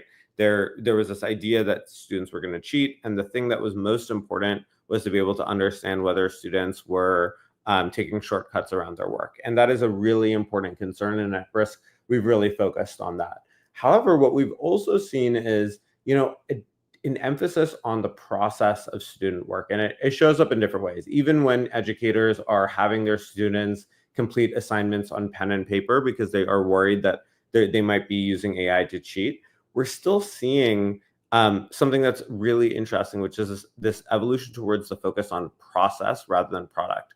Often, educators assigned long essays because they couldn't actually evaluate the actual process of writing an essay, the actual skills that we're developing as you continue to revise it. So the only thing that they could do is really evaluate the final product. But because now that final product is becoming really easy for AI to just generate automatically, at Brisk, we wonder if there's an opportunity to reset and to in some ways go back to the actual skill evaluation and the skill feedback and the formative feedback that you can give as part of the process of students completing their work. And so what we've actually developed at Brisk is a tool called Inspect Writing. And what that is it allows teachers to basically understand how students are completing their work. And so I'll show you what that looks like. So I'm going to press this Inspect Writing button right here. And what you'll see here is you can actually watch a student complete their assignment over time. And this is obviously really helpful for you as an educator. It kind of shows you the feedback that you've delivered to students. So you can see, oh, I left feedback, and the student actually responded to that feedback as well. And you can also see the largest copy-paste events in the Google Docs history, just so that you know whether a student kind of completed it themselves or they pulled in text from outside, and that could be potentially ChatGPT. But what we're seeing is that now educators are spending a lot more time thinking about the process of student work, which is actually the thing that's relevant if you're actually trying to develop student skills, rather than evaluating the product, because the product itself might have been, potentially, the student might have cheated. So it's been interesting to watch as educators have used Brisk to really focus on thinking about the student work process in the first place. And so we're really excited about that. There are a lot of really great tools as well that focus on that process piece. We also see, for example, in that student activity chat that I kind of shared with you right here, where you're kind of able to kind of answer questions, you're seeing the work actually get broken up into smaller pieces, and the student actually has that that back and forth engagement, which is forcing them to think about, to actually ask questions of themselves, rather than just trying to complete an essay that was assigned, and kind of more focus on the process itself. I'm going to keep going. One thing that I think is also really interesting to us, and I'm just going to do a quick time check. I got to go a little faster, is new forms to assess student mastery. What we found is that, for example, that student-facing chat activity is a great opportunity to engage students. The 10 minutes of an AI tutor often can give you more context as the educator than a 10-question quiz that you might assign students. And so we're really excited to see how AI might be a new way to kind of assess mastery. The next thing that I personally really believe in, this is after seeing Brisk be used for over 2 years in classrooms, is that we're seeing teaching become more human. That in some ways, a lot of the time savings that educators are seeing is getting reinvested back into authentic human connection. That the time that an educator often spent behind kind of grading assignments could even sometimes often during class could then be reinvested in a group activity, or being able to facilitate more direct instruction as well. And so we're really excited to see this become more active as we see AI kind of becoming more prevalent in the classroom. And then lastly, I'll share that the experts may just be as clueless as you are. I live in San Francisco, California. I'm right down the block from OpenAI and Google. And often I personally get questions around where all of this is going, how parents can help their kids prepare for the future. And I think I haven't found a very satisfying answer. And I think that just means that this question around where we're all going is much more a human question than it is a technological question. And so as you are working in the classroom, as you go about your day using AI, you're in some ways just as much of an expert. Often the breakthroughs that these AI researchers are coming up with often aren't even something that they were expecting in the first place. And so until it happens, I would really kind of think about your own predictions for the future, because you might just be as much of an expert on kind of where all of the things are going. I'll also just kind of quickly kind of to wrap up here is to share that, in some ways, there's a lot of excitement around AI. We really at Brisk believe that AI can be the connective tissue across the instructional cycle. I've showed you a couple of examples. I kind of flashed Brisk really quickly across a couple of different things. So I would definitely encourage you to go to briskteaching.com and try it out. I'll just recap that Brisk is safe and secure. We have the #1 rating for an AI tool by Common Sense. And so we've really focused on that as well. If you are interested in Brisk, you can Google Brisk Bytes, and we'll have a bunch of different videos that you can kind of learn more about here. There's also more resources on Brisk's website. And we have a community. So if you want to be able to demonstrate your own skills using AI, I would definitely recommend it. And please do share your story on our wall of love. So thank you so much for the time, Dan. It was great to be here. and really appreciate all the time to spend with you all. I'm going to switch back here. Arman, thanks so much. It was great to have you and to talk to you. And I think it's really good that our audience get to see it from those different points of view. So we've got classroom teachers, we've got those who are kind of leading from a leadership point of view, and then those guys like yourselves, those guys and girls out there who are really innovating on the products that teachers are using. So thanks so much for bringing us that perspective and your insights. And I can vouch that you literally are just a few streets away from OpenAI, and it's an interesting place. So thanks so much for sharing that. And I just want to say to our listeners as well, in the new book, the Educator's 2026 AI Guide, there is a link in there for you to get Brisk Premium for 3 months for free. So we try to put a lot of offers in there. So if you do want to have 3 months of Brisk Premium for free, check out the book, which you can get on Amazon. Arman, enjoy the rest of your day. It's just beginning. Thank you. It's just beginning. Thank you so much, Dan. It was great to be here. Thanks so much. We're going to jump straight into our next presenter, and I'm really excited to have this guy here. I first came across Matt probably about 6 months to a year ago now, in his articles and some of the things he'd written. I think for Education Week it was. An educator really giving his perspective from the ground up as to what can be possible. So Matt Karabinos is a Pennsylvania-based 6th grade teacher who helps educators integrate generative tools like ChatGPT into building thinking classrooms, empowering student collaboration and critical thinking. So let's bring Matt in. Matt, it's great to see you. Yes, thanks for having me, Dan. I appreciate it. No, it's the pleasure is all ours. Thank you so much for joining us, and I know we've communicated a few times online, so it's great to see you in person. What I'm going to do is I'm going to hand straight over to you, just so you get all of your time. So I'll bring in your slides, and then I'll jump out and over to you. Yeah, thank you so much, Dan. Appreciate that. All right, well, hello everyone. It's currently 10:30 in the morning here in Pennsylvania, so I'm taking a half day from school, and I still have to go back to school in an hour and a half. So this needs to be done pretty quickly. So I'm going to do my best to keep this short, sweet, and to the point here. So I am focusing today on a book that really changed my perspective on teaching, and that is the book called Powerful Teaching. And it's by Dr. Pooja Agarwal and Patrice Bain. And I learned about this book when I presented 2 years ago at SequoiaCon. So ever since I learned about this book, I've been trying to figure out ways to implement some of these things into my classrooms. As with most teachers, when I read something or come across new information, my goal is, how can I put this into practice for me? How do I make it work for me?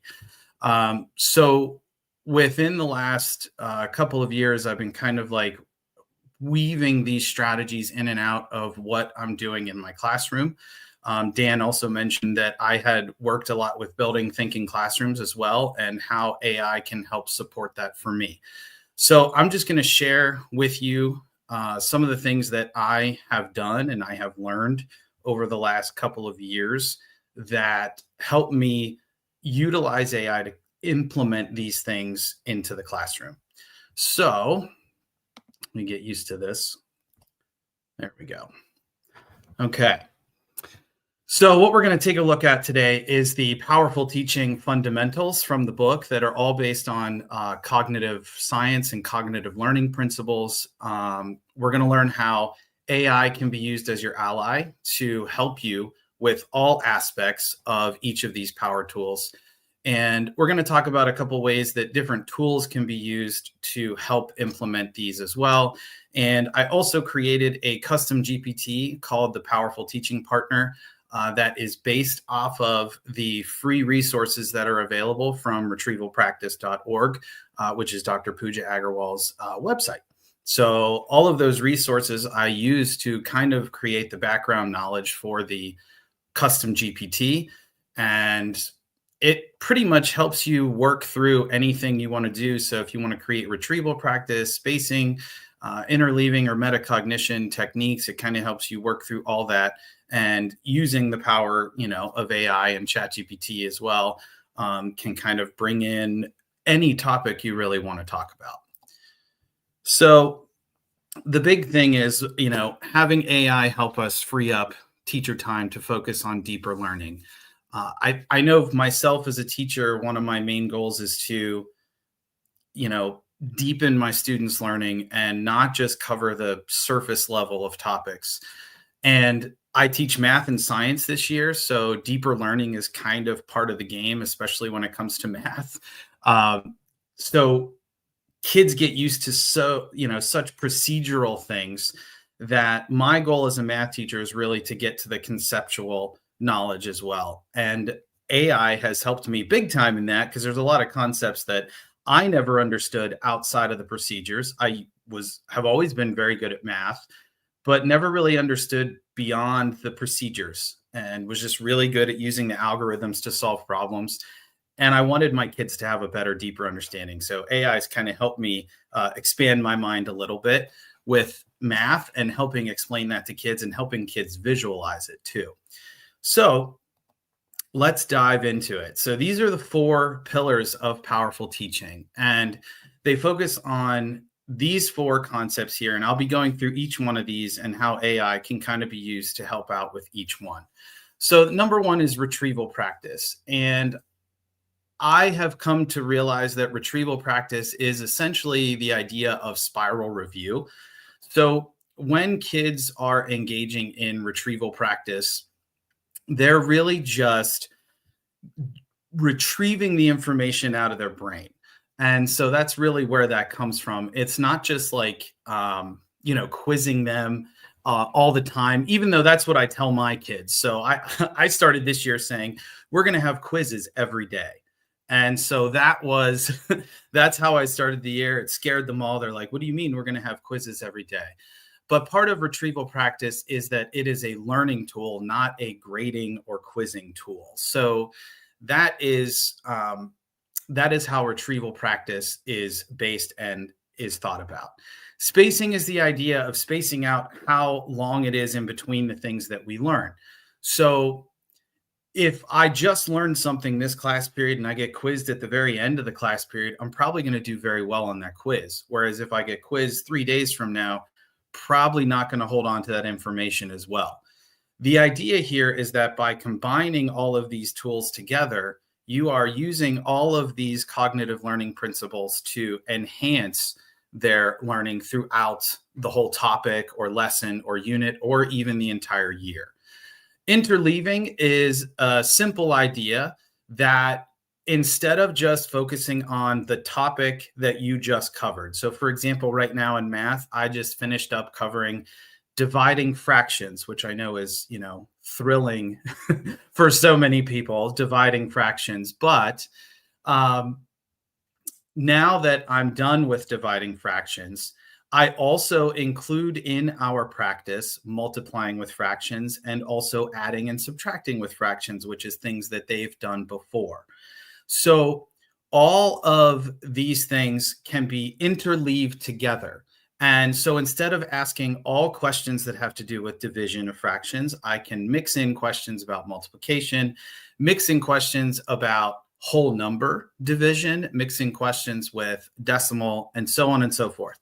So essentially the idea is just mixing the ideas together rather than just having all of the same things being taught and being quizzed at the same time. And then finally, the one that kind of gets left by the wayside, I feel like, by a lot of teachers is the feedback-driven metacognition. And I've heard some people say that metacognition is like a myth. It's not like a real thing and it's a made-up term. However, I really do believe that there is value in reflecting on how we think. And so I explain metacognition to my students in the way that Dr. Agarwal and Patrice Bain explain it in their book, which is metacognition is just thinking about thinking. and trying to think about why is something difficult, why is it confusing, and getting to the root cause of that. So let's move right into retrieval practice. And so retrieval practice is probably the easiest lift here for AI because ChatGPT, Google Gemini, and pretty much every platform that we're going to be hearing from in this summit is really, really good at just generating problems, generating questions, and can also be used to mix them all together and interleave. So retrieval practice is really the easiest way here to introduce AI. And so AI can come up with retrieval practice questions very, very quickly. I use apps like Formative, Brisk. Arman was just on here, so I use Brisk, I use Educator, and also ChatGPT, Gemini. Pretty much any large language model can be used to create this as well. These quizzes, warm-ups, quizzes, bell ringers, I like to use entry tickets and exit tickets. They can all be done super, super quickly with AI. So this is probably the easiest thing that AI can handle here. And when you combine this retrieval practice with the other things, so let's move into spacing here, you can essentially organize yourself. I know a lot of teachers like myself are not the most organized teachers in the bunch. So having a tool like AI to help us kind of keep ourselves on track and keep ourselves organized is very, very helpful. So giving AI all the context of this is what I taught, this is where I'm going, or even just uploading your whole curriculum and saying, here's my map, help me develop and do spacing for all of these things I'm going to teach. I've actually done that with the curriculums that I've created and have been very, very impressed by what AI is able to kind of map out for you in terms of these spacing and retrieval practice exercises. So again, using Gemini and Google Sheets to kind of schedule out and uploading your curriculum or giving it all the context to kind of show you where you're going and help you create the things as you're going there as well. Again, Formative is one of my favorite tools. It's very, very easy to use, very easy to create, really, really quick, digital quizzes and things like that. And of course, Educator as well. These tools are really, really good at just creating things on the go and very, very quickly. So interleaving is another thing that is pretty easy to mix in with AI. And in all honesty, interleaving, spacing, and retrieval practice all really come together. So when you do retrieval practice, you want to engage in spacing and interleaving together. So that's where I think those three can kind of be combined into the same idea here. So again, giving AI the context of what you're teaching, where you're going, and where you came from. So at the beginning of the year, for me, what I essentially based everything I did was on this idea that my students came from 5th grade math in Pennsylvania, and this is what they learned, and this is what they covered. This is what I'm going to be teaching. What is the best way for me to prepare them? So that's where AI can really kind of connect things together or give me new ideas and introduce things that maybe I didn't think of before. So interleaving is literally just this idea of mixing things up. So again, to use my math, this is what I'm doing now. So this is how I'm thinking about everything is based on what I'm doing now. I'm moving into operations with decimals now. And the kids have done addition and subtraction with decimals in the past. Now we're moving into multiplication and division, and without calculators. So that is like the tricky part, not using calculators. Obviously, calculators can make this job much easier for students, but part of the thing is they are assessed on their ability to compute without calculators for these first couple of topics we teach. So for literally the first month and a half of the year, we don't use calculators at all. So that's kind of how I start my year. And using this idea of interleaving the things they've already done. Now, again, they've been off the whole summer. So you want to talk about spacing, that might be a spacing example that is way too long. Trying to really pull out that information and retrieve that information from a year ago is going to be really difficult, or 3 months ago or 4 months ago. So it's going to be really difficult. And that's kind of where teachers all have to start the year, is kind of picking up the pieces of where we left off and all the knowledge that may have been lost over the summer. So that's how AI can be introduced there and worked in with interleaving. Again, I apologize. I focus a lot on math because that's kind of like my core subject that I teach right now. But obviously, all of these principles can be worked into like reading and ELA and social studies and all that stuff as well. So, and then finally, this is, to me, again, I said this earlier, this is the big one, feedback-driven metacognition. The key there being the feedback-driven part. So if students are thinking about their thinking, but they're not really getting any feedback on that thinking, then that's not really helping them advance their learning at all. And this is one of the hardest things for teachers to do in their classroom, is because the feedback part takes a lot of time. So interacting with kids one-on-one would be the best way to get this done. But obviously, with a lot of schools and a lot of teachers, that is something that is very, very difficult to come by. And that would be something that would take a very long time, probably a whole class period. And then you have to have the rest of your class engaging in something else that entire time while you're trying to engage one-on-one with a student. Now with AI tools, I'm really excited this year. I finally get the opportunity to experiment with some of these student-facing AI tools where I can investigate whether or not this idea of feedback-driven metacognition through an AI chatbot garners the same thing as feedback-driven metacognition from person to person. So I've really utilized these programs that have student-facing tools. So Class Companion, School AI, Magic Student, and Brisk Boost with their Boost program, investigating whether or not these interactions with these chatbots are actually going to give good feedback, essentially, to be able to be used to implement feedback-driven metacognition in a more sustainable way for the whole class. My vision is that after we do a lesson, I have a chatbot where I set up, probably through a platform like School AI. My students are under 13, so they're not really able to use, Gemini and use ChatGPT and those programs. So I would probably be using a program like School AI or Class Companion or the like.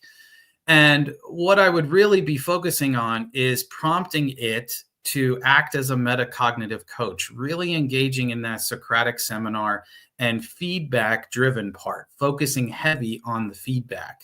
So I haven't gotten to do this with my own students. I've kind of played with this idea myself. I've been pretty intrigued as to how it goes, but it's kind of strange because there's not really an end point. So that's kind of the other thing that we're working on too, is figuring out how to end these conversations in terms of the chatbot conversations with feedback-driven metacognition.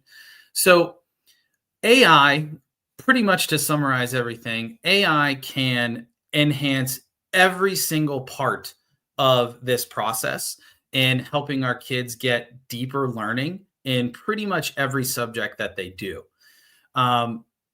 Retrieval practice with spacing and interleaving is something that AI can handle, and we can offload to AI so we can spend more time one-on-one. And again, that's something that gives us the opportunity to do that feedback-driven metacognition. So I have all these tools here. Everyone who's in this back to school, summit has probably heard of every single one of these tools. So I won't spend too much time on them. But the idea here is that utilizing these tools to enhance your teaching and enhance the learning for your students is kind of the big idea that we have. And finally, we have the, and of course it doesn't share my Of course, it didn't share my QR code that's supposed to be attached there. So what I will do is I will get the link and share that out with you in the chat here. And Dan, you can help me out by sharing that out as well. I'll try to put it in. I'll put it in the private chat, and then Dan can share it out with everybody. So I apologize for that. I had a QR code there. It was really nice. It looked great. And of course, it's not there now.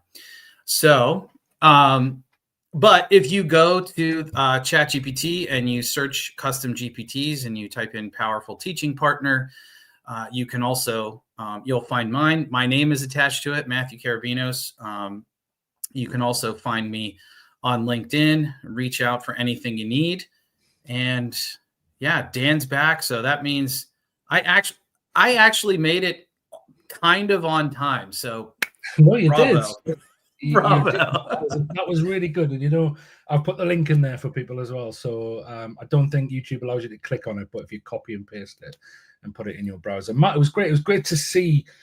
And I got really excited when you submitted your proposal for this talk. So it was great to see that somebody was thinking about the pedagogical and the science of learning side of things. So thanks so much for doing that. We're gonna let you go because, as you know, we've got a fast turnaround. But thanks again so much. Connect with Matt on LinkedIn, on social media. He's a great follow. Matt, thanks so much. Thanks, Dan. Okay, our next speaker is a great friend of mine, and I'm so glad he is joining us today. It's Patrick McGrath, Paddy McGrath. Paddy is head of education at a company called Everway. A lot of you might know about Text Help, the world-leading edtech provider of accessibility tools. They changed their name to Everway quite recently. And he's a world leader in inclusive edtech. He's an international keynote speaker. He's an advocate for accessibility, for UDL, for Universal Design for Learning, and equitable learning. And I'm glad he can join us and share his wisdom today. Paddy, all the way from Northern Ireland. Good to see you. Hey, Dan, how are you? See, we're competing on the beard front today, mate. It's all good. Yours is, because we saw each other last week at the Cotsmo AI conference. I was surprised, but you've really grown yours out, man. Well, you know, I'm aspiring to be you, Dan, in life, and the beard is the only thing I can do because you're head and shoulders above me and everything else, man. So I'll compete on the beard at the very least. You've got my two kids like to point out the two grey patches here. I think you're on trend. Thanks, Dan. I'll bring your slides in, Paddy. I'll hand over to you, and really looking forward to it. Thanks, mate. Spot on. I look forward to you jumping at the end or rushing me off. As you all know, if you've heard me speak, I always say it, give an Irishman a microphone, and it's very hard to move him off that stage. So, Dan, thanks. It's absolutely wonderful to be here. You know, I'm a great admirer of you as a friend, as a man, but also the wonderful things you're doing for our education community with AI. So privilege and pleasure to be here. Brilliant intro by Dan into Everway, formerly Text Help. And so I'm going to be dipping a little bit into where we are with AI and where our products sit within AI. But actually, today's presentation is really about AI and UDL, Universal Design for Learning, and how that sits within inclusion. And on the title slide there, I've said opening doors, but actually, I need us to focus on something much more than that, because accessibility is the part that really helps us open doors for our students for learning. Inclusion is where we welcome them in and we foster and nourish their learning within that space and make sure everybody's included. And I think that's something that AI has started to really, really, really help us with. And I'm going to go through some examples in this workshop today. And this really aligns with us at Everway. Our mission has been for a very long time, when it was Text Help, and now it's Everway, helping everyone understand and be understood. And if you just think about your application of AI, think about all those incredible things it can do, but also think about all those fundamentals that it's now delivering on a daily basis. And we'll talk about things like simple things like text to speech and speech to text and captions, and some wonderful tools that are embedded in our AI psyche now and how they actually help us. But I need us to go away with one thing, which is remembering that we cannot, in all of these efforts to embrace and welcome inclusion into our sphere of education, we can't ever forget the fundamentals, and that is, how do we remove barriers? How do we include every child in learning? And so just to start us off and kind of frame this a little bit, I just want you to think very, very quickly about ChatGPT, and think of it actually particularly on mobile. Because if you think about ChatGPT on mobile, and I have the image of ChatGPT voice obviously on screen at the minute, just think about what AI has done in terms of inclusion and accessibility. If you look at that one simple tool, what have we got? We've got speech to text. We can talk into it and dictate our answers. We've got text to speech. We can listen to our answers read back. We've got a multilingual translator directly built in there that can help us with language. We've got the ability, of course, to do simple things like simplify text. These are the fundamentals of what we've all become used to on something as simple as ChatGPT and our other Gen AI tools. But if we think about what that's now doing, that's starting to remove so many barriers, and in a very positive way for me. Why? Because what we've talked about for a long time in education is that everybody learns differently. Everybody has a different approach to barriers. So I might just prefer to use the voice capabilities of my ChatGPT tool on my phone, but I actually might need it because I may not have the ability to write, or I may have a challenge with writing.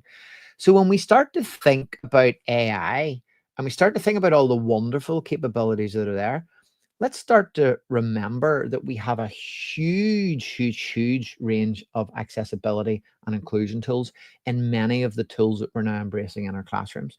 And this is just a start. But if you just isolated this, think about the huge range of barriers that it can potentially remove to you in everyday life and to you when you're a learner in a classroom. Irrespective of your individual need, your approach, your learning difference, your learning style, how you prefer to learn, these tools start to help us. And we have to remember in all of our AI planning that these should stay at the center. And what we want to focus on in this short while that we've got is just how UDL and Universal Design for Learning can help us set the vision. What does it look like to have an inclusive classroom, and how do AI tools start to empower that? So if UDL sets the vision, AI can help us by powering some of the tools that we need, because we talk a lot about workload and removing workload, and of course we want to do that. But that workload, as one of our earlier presenters talked about, is freeing us up for more human connections, the ability to be more inclusive in what we do. So if UDL sets the vision, AI can help us power the tools. We know that we can start to remove the barriers that sit in front of our learners. We've got to have that front and center in our AI plan as we go. So for me, whilst a lot of these types of tools on your screen are wonderful and immensely useful and beneficial to efficiency and productivity and flexibility in our classrooms, I want you to think beyond the normal way that you think of AI tools. And some of our previous speakers have brought some magnificent pieces to the table today. Cognitive science in our previous session, absolutely fabulous. We need to be thinking beyond the pale of just tools as we go. But if you take those tools, are we thinking beyond that? Are you thinking in your AI strategy and in your inclusion policies about how those tools that I mentioned, even just in ChatGPT, text to speech, image support, how is that helping with visual communication, comprehension, that simple tool of leveled reading we all did on day one of ChatGPT? How does that benefit our pupils? How can we make writing more accessible? How do we reduce the barriers to expression? These are the things for me, as somebody who advocates for inclusion in our classrooms and utilizing technology to really assist us with that, are really important points that we need to consider. How do we take what feel like very basic things and utilize them to leverage our approaches to teaching, the strategies we use, and the pupils that we actually include? And I do want to just sort of readdress this, and I had it on the opening slide, but I think too often when it comes to inclusiveness, we kind of swap these terms out: accessibility, inclusion, accessibility. And I want us to think in very basic terms. See, for me, accessibility is getting on the bus. It's getting on the bus. But inclusion and what we should be thinking about with our AI tools is, how do we thrive inside the bus? How do we go on the learning journey? How are we supported through that entire bus ride to our ultimate destination, our learning goal? Because inclusion is about exactly that. How do we support success with our students, give them the flexibility? Our earlier keynote speaker talked a lot about student agency, and I'm a huge advocate for that. Giving students choice and voice with the tools is a huge way to really support them in their learning and give them that flexibility. And that's fundamental to the core of UDL as we go forward. And so let's think about barriers. Let's think about how we may remove them. And let's think about how AI in lots of subtle different ways is embedded in lots of the tools that you will see throughout this week on this back to school week, and also in the tools like Read and Write from ourselves that you may already use. So let's think about 3 simple things, okay? 3 simple things, and we'll talk about some barriers and how AI is actually helping us fundamentally with those. So barriers in the classroom. A struggling reader, text feels overwhelming and maybe just inaccessible. It's just too complex, difficult to understand, hard to follow. Could be with dyslexia, could be just a literacy challenge, could be many different things. Struggling writer, ideas trapped by mechanical challenges or by need. I can't hold the pen. I'm unable to write. I'm unable to express myself. My handwriting is poor. Lots of different ways. My engagement level is low, but I have a barrier to my learning. That EAL student, as we call it here in the UK, English as an additional language, ELL for many of you in the good old US. But language can become a barrier. Do we have the tools that we need to understand new English words, as an example, on a page? Because that's not our mother tongue or our first language. What do those barriers look like, and where does AI fit? And my contention has always been with AI is that it can help turn these, what are everyday barriers to learning for many of the young people that we teach, and turn those into opportunities for learning and also for growth. And so I just wanted to pair back into UDL and universal design for learning. I think it's really important that we revisit that really quickly, because some of you will know UDL intimately well and be practitioners indeed of UDL. Some of you may be just touching upon it, and some of you may not have come across it before. But at its core, how I like to simplify, and it is oversimplifying UDL, is it's a simple framework. It guides us to 3 core areas, and there are checkpoints within those core areas that help us understand how we make learning approaches that are universal for all. And we look at multiple ways to engage our students. That could be building on prior knowledge. That could be on cultural norms and standards within the material and learning opportunities that we have. Secondly, multiple ways to express.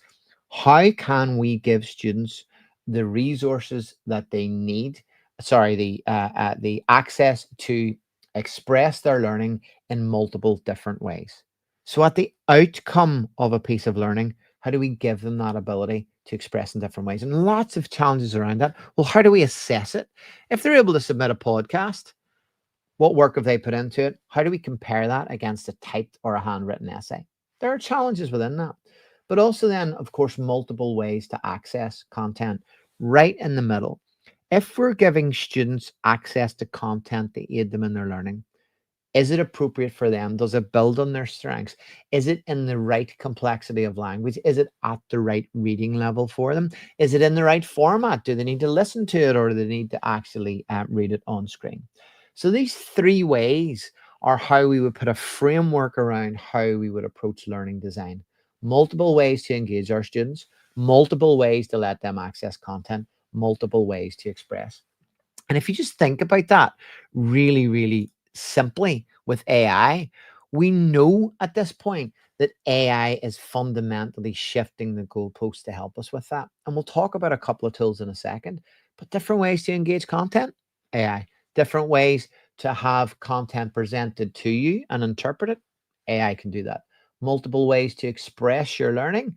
Can we provide multimodal learning opportunities for outcomes? Of course we can. The tools that we have, we need to think about these in a frame of how we approach learning design. We need to think about it in a frame of how we present opportunities and how we remove barriers. So let's think about how they might work together. UDL framework. If we consider the UDL framework, these multiple ways of approaches, have a think about how complex that maybe was before AI. Time intensive, considerable thought, sometimes a limited knowledge of the barriers that our pupils had in the classroom. And whilst UDL always says we've got to remove as many barriers by providing choice and multiple approaches, we can't always remove all of them. If AI can give our students the opportunity to have their choice and their voice, then that means that it cuts our time short on workload, because actually we're giving them the independence and the agency to make their own choices. So AI tools, and if you think about those tools that we'll talk about, I'm sure throughout the week, personalized learning tools that provide an adaptive approach to learning, that provide ways for pupils to remove barriers. Those tools, AI-driven, AI-powered, can really help support. And if you think about lots of the things that we said there in our previous slide in UDL, a lot of it hinges around multimodal access, the flexibility in accessing content and expressing your learning. Think about those AI tools that you use day and daily now as AI advocates in the classroom. How many of them are multimodal? The vast majority of them are. So these AI tools are underpinning all of these learning strategies and frameworks such as UDL to help us in that. And what do we get at the end of it? Of course, we make that one step closer to inclusive education, remove barriers, provided flexibility, provided opportunities for learning, delivered on agency, and provided our pupils with choice and voice. The important thing, and many of the speakers today have touched upon this, is that when we're thinking about AI, we've always got to think, right, can AI sit safely within my current tool and my current workflow? Is it an AI first tool, or is it AI that actually assists and drives learning within an established tool? Is it secure? Is it compliant in terms of data? And even Arman in his last slide there earlier from our friends at Brisk, we need to be very, very clear about the security of our data. And that was very well expressed by him in terms of Brisk data. And lastly on this, if we think about our AI tools, are these tools actually embedded? So are they embedded into standardized tools that we know? Do you know, if you think about something like text-to-speech, which we do a lot of here at Everway, and you think about the AI tools that our students are now using, such as ChatGPT, chatbots on the face of it, but they have text-to-speech and speech-to-text. How important is it that we provide consistency of things like text-to-speech in their everyday learning? If that barrier is being removed on their AI tools, it behooves us to provide AI tools that can deliver that accessibility and that inclusion in every place that they learn. Consistency is as important in the world of AI as it ever has been in technology and education. Students deserve to have a level playing field in that and have access to these AI tools every time and every place that learning actually happens. And so I'm just going to very briefly talk, and I'm not going to talk about all of these things, but I'm just going to pick out 6 things that actually align up with some of the pieces that we do here at Everway in a tool that you may well have heard of called Read and Write. But again, these are really obvious things that AI has taken, has propelled to a much higher level, has made it more streamlined, and actually has started to standardize an approach in other tools. Things like text-to-speech. Speech to text is much better now as well. Translation. Think of that struggling reader, struggling writer, EAL/ELL student. The barriers that they face. Those 3 things right there, if AI powered, can really, really, really help make a difference. And I'm going to talk about our tool Simplify and also Rewordify. Those couple of very quick things there. And for those of you who don't actually know what Read and Write is, Read and Write's a toolbar. And Arman put it very well earlier in the Brisk presentation. We want a tool like Read and Write to be there everywhere learning happens, and for students to have a safe and secure way to access embedded AI tools that really help them grow and really help them learn. For years, we've been known as a platform that offers brilliant text-to-speech. Well, what can AI do for that? And we're going to see that in a second. And there's lots of features packed into this. And the thing is that we need to very carefully consider as a company what's important when it comes to AI. Where is AI used for the sake of AI, and where is it actually used to drive accessibility, to enhance and aid and build inclusion? And we carefully pick where it's right and where it's proper to put those tools into. And we've taken our time and we've been very careful with exactly how we do it. And so if I just show you some very, very simple things here, if I simply go into a web page, okay, and I have read and write open at this point, what happens here is that we're now able to, of course, not just look at what we affectionately call BBC Dan here in the Everway offices, but we're now able to have AI enhanced voices. And many tools will do that. We'll all be used to it now. But I want to talk about the barrier, not just that it's in the read and write toolbar, or that it's in the Brisk extension, or that it's in the Measy extension, or it's in Google, or it's in Google Chrome, or it's in the Chromebook, or all of the wonderful tools that are out there right now. Want to think about why these AI pieces are important. Why? Because they're more natural sounding. Why? Because we start then to remove stigma from our students in terms of their use. Why? Because we encourage more students to use them, necessary for some and useful for all. We have now taken, with the world of AI, something that only a subset of students used to something that many, many students use, because many students simply prefer to listen to text on a page. And so we've got a range of voices, but also culturally, we remove barriers. Why? Because you can pick an accent there now that is naturalized into your very region. You can pick your gender, you can pick your accent, and of course, you can pick your language in there as well. So simple things like text to speech, really, really fundamentally important, but AI really delivers on something that's more fluid and more inclusive as we go. And if I move beyond that and I say, what about simple tools like translation? And if we have AI translation built in there right now, what can we do? Well, of course, we can change pages, web pages, Google Docs, any document that happens to be in front of me, or any resource. Learning consistency is really important with AI tools. Of course, we don't want to take the content from a page and put it somewhere else and convert it into a document. We want to do it in line. Why? Because we want to remove barriers. We want to remove stigma. So of course, on something like that, we can translate directly in line through AI now, and we can have that as accurate as we possibly can. And now we've got a full BBC web page right back, which is in French, and it's right there. Its accuracy is high. And of course, we can flip back to it again. And if we think about words on a page and how we might use very simple AI features on that, simple things like our Rewordify right here. Rewordify. Now, you may not see this, but if you watch carefully, watch that opening title, Canada's first lunar rover looks to future space exploration. Remember, simple tools to make a big impact. So if I just click that button, you'll see there that what it's done is analyzed the text that's on the page to my reading level. And it's now pulled out what it deems to be the more complex words for my reading age. And you'll see there that those have been italicized, and you can either italicize them or just highlight them. But this means that I can click on any word, and it's now going to tell me what that word is and give me an explanation. So I can toggle between the original text and this new word that's been presented to me. I can get an explanation, and it knows exactly what my level is, and it knows what words to pull out. So that original word was flanked by a day spa. It's now in the middle of a day spa, and I have a much clearer and better understanding of that word on the screen. So these AI tools are subtle pieces that sit there and power and drive learning. But what have we really done with these AI tools? We've given student choice and voice. We've given them the ability just to pick up and use those tools subtly in an embedded way that's safe and secure to help support them have accessibility, but most importantly, feel more included in their learning.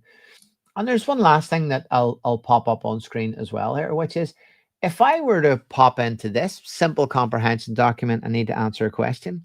What AI is starting to do under the hood now is give me speech to text. Now, we've all had speech to text for a long period of time. But if we think about what we can do now, first of all, we've noticed that accuracy of speech to text has become a lot better. Why is that important? AI is helping us deliver speech to text for students who struggle from a speech and language perspective, who might slur their words, who might have difficulty from a motor perspective or a muscular perspective or a voice box perspective, and help us with that. So speech to text becomes better. But then if we go back to one of our original slides, we talked about English language learners or English as additional language learners here in the UK. So what can help us here? Well, hopefully this actually works over StreamYard. But I can do things now where actually I can translate while speaking and I can translate into another language. So I can speak in English and have it typed out on screen in a different language. So for me, if our microphone is on and not hijacked by StreamYard, I can say, there are 2 plates, the mantle and the crust. And you'll see there that me talking in my very broad Belfast accent, I now have that translated out. And of course, if I think about the opportunities that AI gives me in that translation, I have got dozens and dozens and dozens of languages that I can listen to, get translated into, and have that multilingual speech to text typed out. So this just really, for me, scratches the surface of what AI can actually do for us when it comes to inclusion. And I wanted to dispel the myth and the notion that we need to be shiny in terms of AI and talk about the traditional tools that we've had and some of those wonderful new tools that are emerging and how they give our students choice and voice, and use AI underneath. But I want you to always remember how inclusion is a key part of learning and therefore a key part of how we consider AI. Think about those 3 students that we had. The struggling reader, the struggling writer, the EAL student. AI is now delivering the UDL choices to them. And there's lots of tools out there that do this in our closing minutes. You've already saw one today, and I'm a huge fan of Brisk as an extension. But if you think about Brisk, you think about all the multimodal opportunities. You saw things like translation in Brisk. If you have used the chatbot in Brisk, you can communicate with that text to speech, speech to text. You have got the ability to do so many things in a multimodal way, create a podcast. These are ways that feed directly into UDL. Diffit as well, as a platform that will allow fast differentiation for reading levels and multiple means to have content presented. Another tick box for UDL. Mizu, simple chatbot, classroom chatbot. Lots of wonderful features in Mizu for custom chatbots. For me, it has text to speech, it has speech to text. Those tools are there. Notebook LM, we've all made a podcast, let's face it. We're all starting to make videos, but Notebook LM, text to speech, speech to text. What's important about the things that we do here is not give these key features to our students and then not provide these wonderful AI facilities as standard across all areas of learning. Inclusion means we include every single student at every single point of learning, and consistency is key. So please, please, as we leave today and you leave the event later on this afternoon, please do think about how we can take some of these wonderful tools that are giving our students incredible opportunities and ensure that we're ticking the box for inclusion within that, and telling our students and empowering our students and encouraging our students to use these. But let's make sure that we start to use these everywhere. And just to start to close, if you go right the way back to our UDL points from earlier, and you think about how assessment starts to look, and you think about some of those tools that I've just mentioned, some of the tools from ourselves, such as Read and Write, think about all the opportunities it's opening up with UDL.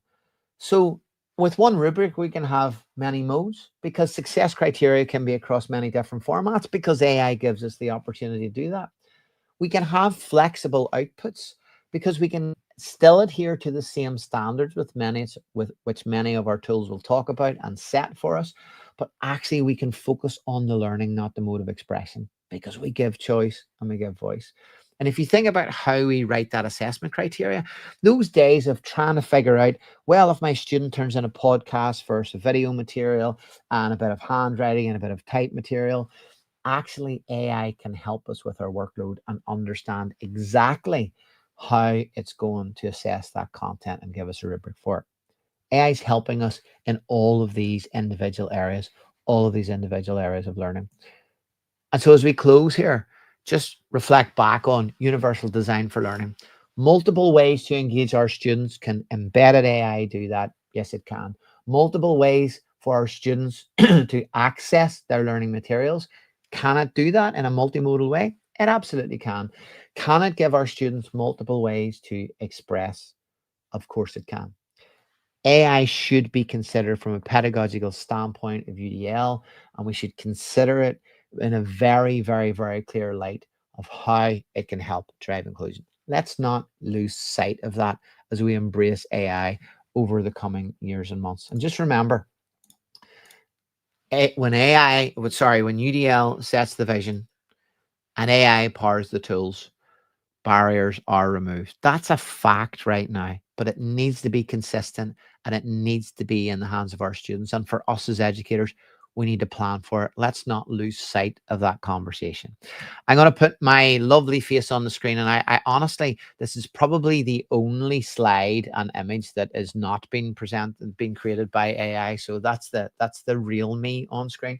But you can connect with me on LinkedIn right there. Reach out to me, Paddy at everway.com, or on Twitter. Does anybody Twitter? Hey, how old am I? On X. So if anybody's still on X, please reach out. One thing I would say, the read and write toolbar that I showed earlier, if you go to our website, everway.com, as an educator, you do get that for free. So you can use all of those wonderful AI features that I've showed you there, and you can explore the rest of the toolbar entirely for free. No strings, no limits. If you're an educator with an educator email address, you can get that. So thank you, Dan, for having me here today, and wish you and all your attendees all the best for the rest of the week as it is now.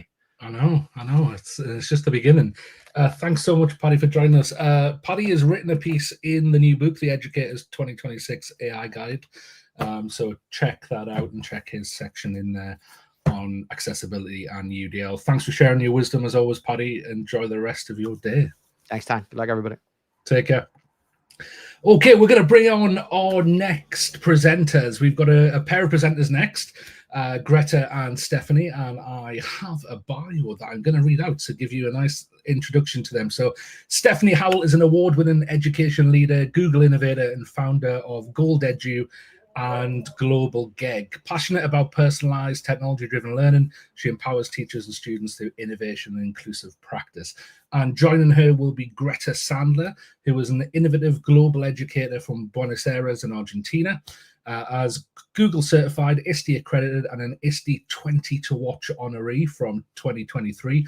She empowers learners through inclusive, student-centered tech integration, and we're going to bring them both in now. Stephanie and Greta, great to see you. It's great to see you too. Yeah. Hi. It's great to finally meet you both. I know I've kind of been aware of you guys for quite a while online and in this the Google community and in the wider ed tech community. So thank you so much for joining us and for offering to share your wisdom around AI and personalized learning. What I'll do is I'll pull up your slides and I'll take myself out and then over to you. All right, sounds great. So welcome everyone, welcome. Today we're going to be exploring personalized learning meets ethical AI. And I'm Stephanie and below me is Greta. And we're just so excited to just share some ways that you're able to use AI to support personalized learning, but also to motivate your students. So in the chat, we would love to know, and Greta, I would love to know your answer. In one word, how do you feel about AI in your classroom? Some of us can I use like, 2 words? one word. Use AI to help. So go ahead, 2 words. Okay, so I would go with reflective. I'm excited, but I also want to think like, okay, how I will be using AI? Will it bring better learning? Will it help my students develop different skills, not just for the sake of using it? So that's more than 1 word, Greta, just so you know. I know. But yeah, I think, let us know. Oh, I like this one that Lauren shared, limited. Yeah, maybe you feel a little bit limited. Transformative. I love that, Michelle. Empowered, thoughtful, optimistic. Oh my gosh, keep sharing. Cautious, says Abid. Hi, Abid.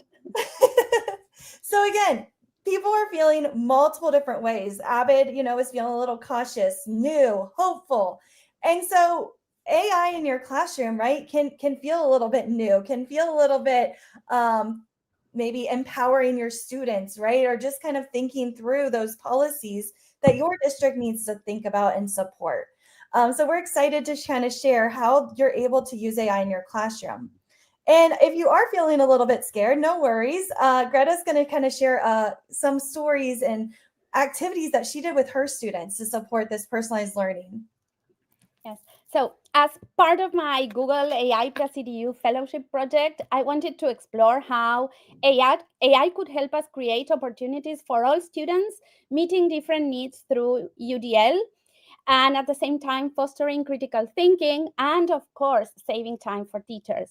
So with the help of AI, I came up with this choice board that goes through different depth of knowledge levels through sparking curiosity, digging deep into topics, making connections, and then, of course, creation and sharing. So this gave my students multiple pathways to access content and show their learning as they were progressing through deeper levels of thinking. The results were amazing. I think we have some of the data from this project. I implemented this with my IB diploma program Digital Society students, and we were exploring the content of AI through the lens of values and ethics in the context of human knowledge education. So it was amazing, the results. We had some mock exams, and after implementing these choice boards, results went up in our both year 1 and year 2 students. And what struck me the most was that students who had failed the first mock or that were struggling, after implemented this strategy, their scores went up, but really big. So for me, I realized that we weren't listening to them, that we needed to, meet them where they are. And this choice board helped us do that. And as we reflected on this, we realized that we could bring this choice board into other subjects, other levels. So we adapted it and brought it into our 10th, 11th, and 12th graders, not just digital society students. And we started exploring different AI policies, how we could use AI in the classroom, in school. And at the same time, we encouraged them to reflect on their use and come up with policies. So not only they were learning AI and how to use it, but they started shaping our AI policy. So let's explore the choice board, Steph. Yeah, so with this choice board, we've kind of added 4 different areas to support students with that personalized learning to really support students' need. And we didn't overwhelm them with choices. I know a lot of times choice boards will have over 9 different choices where we have a this or that. You only have 2 choices. Do you want to do this or do you want to do that? So it really limits that decision fatigue. And I've even noticed students not choosing any of the activities, even though you have 9 different engaging activities for them to choose from. And we also have organized this in our kind of learning framework for our lesson planning, where we've got Spark, digging deeper, connecting, and sharing. So when it comes to Spark, I'm going to kind of go over what this activity was. Students could read a case study. So students could choose if they wanted to read this case study that was just in a Google document. You could also print this out for students if they prefer a paper version.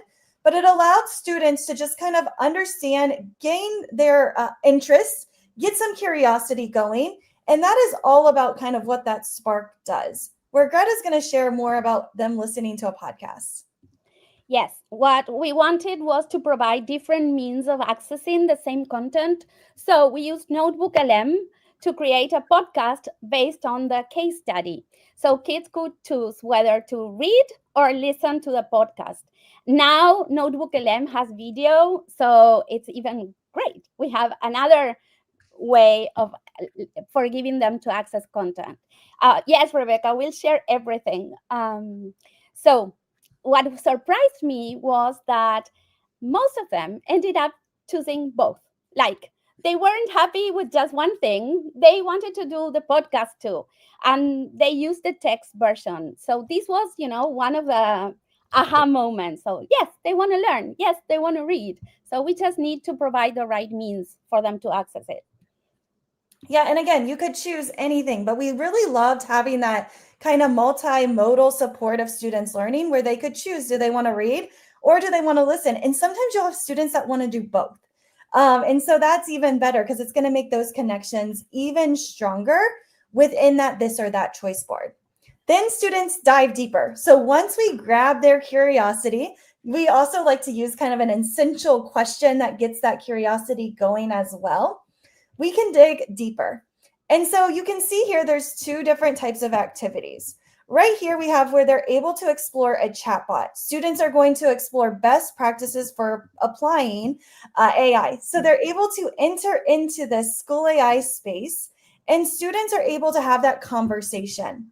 What I love about using school AI is that students are able to come in, they can add in their topic, what they are. There's even sentence starters to support students. So if students are struggling with getting their ideas out onto paper, there's a lot of resources where they can listen to it by clicking speak. They can also click on the microphone down here and add their voice to explain one of the policy rules is, and then they can explain what it is, right? Or I can say is, I don't know, right? I didn't read the article or I didn't do that part. And what School AI is able to do is it's able to support that differentiation and personalized learning for students by, if I don't know, it can add some support behind the scenes for me with additional hints, additional scaffolds. Maybe I don't know what policy means. Students can ask Dot and they're able to help them get an answer, right? No worries, let's work on this together. And so this can help motivate students to help them understand what they need to do in order to model and demonstrate their learning. There's also an agenda here to help them with the introduction. They can see that right now I'm under the policy review. We're then going to go into scenarios, practice development, and then there's reflections. There's also different power-ups that are occurring here. And this allows students not just for it to be so text heavy, but you can also add in doodle boards, mind maps, or even an image generator to support their learning as well. So the other choice was if they felt confident enough to start exploring AI, I gave them some policy documents, IV policy on AI, and some AUPs that I had access to. And I told them to use Gemini. We are a Google school, so Gemini works great for us. And it was also a great opportunity to teach them how to check for sources, how to export conversations, and how to begin to use AI responsibly. So they could either, oh, I don't feel that confident. They could choose the School AI chatbot, or they could just go directly to Gemini and explore. So once they built that content, they had that knowledge, we wanted them to start making connections. So our next step was we had the D's and the that. For the D's, we had an essay, a traditional essay on ethical considerations. The fun part of this essay was that they could choose how to share their thoughts. They could either write, they could record, they could make a video. And if they needed support, we provided some sentence stems there. If they need help, they know they can. And we also did this with AI. We gave AI the standards, we gave everything we needed, and we said, okay, we need some sentence stems. And there it was in less than a minute. So we were providing lots of scaffold, lots of ways for them to share their learning. And if they didn't want to write an essay, what they could do. Yeah, so next students could also choose between this 3-2-1 AI reflection. And again, they were able to explore in the School AI space all of their thoughts and all of their ideas in a more organized way. Yes, Greta was able to provide them those amazing sentence starters for the paragraph or for the writing. But when it came to this, it was more organized, where they think of 3 takeaways, 2 questions, and 1 money point. You don't just have to use this for an AI reflection. You can take this away for any topic that you want to use. So I love to use the 3, 2, 1 as kind of a quick reflection. You can see here that it should take about 8 to 10 minutes, maybe 12. You could even say, I want it to be quicker, and maybe they don't write out a paragraph like it summarizes at the end. You can just kind of say they can put different ideas and thoughts down just to get their ideas flowing. But right here, I'm able to go in and launch this session. And so once I launch this session, what's great about this is I'm able to see the data as a teacher. And so as a teacher, I'm able to come in, launch this space to my 24 students, and I can see where they're at. I can see that 10 of them are still at the start. I can have a conversation with them. Maybe they are just getting started because they're working on another piece of the choice board. I have at step 2, I have 3 students. But at step 5, I have 4 students. Maybe I want to try to enhance or enrich their experience and say, okay, now that you've taken this 3, 2, 1, do you think you could now do the writing piece? So I could use that choice word as another extension piece for my students to support their learning. But what, again, I love about using this data is it allows me to quickly make decisions. This information is live. I can see quickly that this student right here, Luis, he's struggling. And so I'm able to dive into Luis's chat. I can see any alerts or any insights, and I can see where I need to step in to support this student. Okay, he rated himself as a 1 out of 5 on his ability for this. There's metacognition, there's reflection happening within this 3, 2, 1. Another great area is I can filter. I can filter by who is at step 3 or step 4, and I can see where every single one of my students are on our mission control. I can also search by mastery level. Are there any students that are developing or proficient? Which students are excelling or above level, or who's just now getting started? And I can use that to help guide my discussions, guide where my students need support as well, and using the insights to support as well. But again, students are able to go through this activity. They first think of 3 takeaways that they learned, 2 questions that they have, and 1 medi point, and then they can self-reflect with School AI to really think about how did this activity go? And they're using that metacognition to support their learning.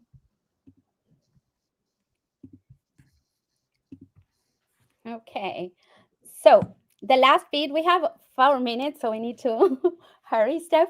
So we asked students to decide whether they wanted to create a manifesto or the do's and don'ts for AI in our classroom, or then they could choose to make a video.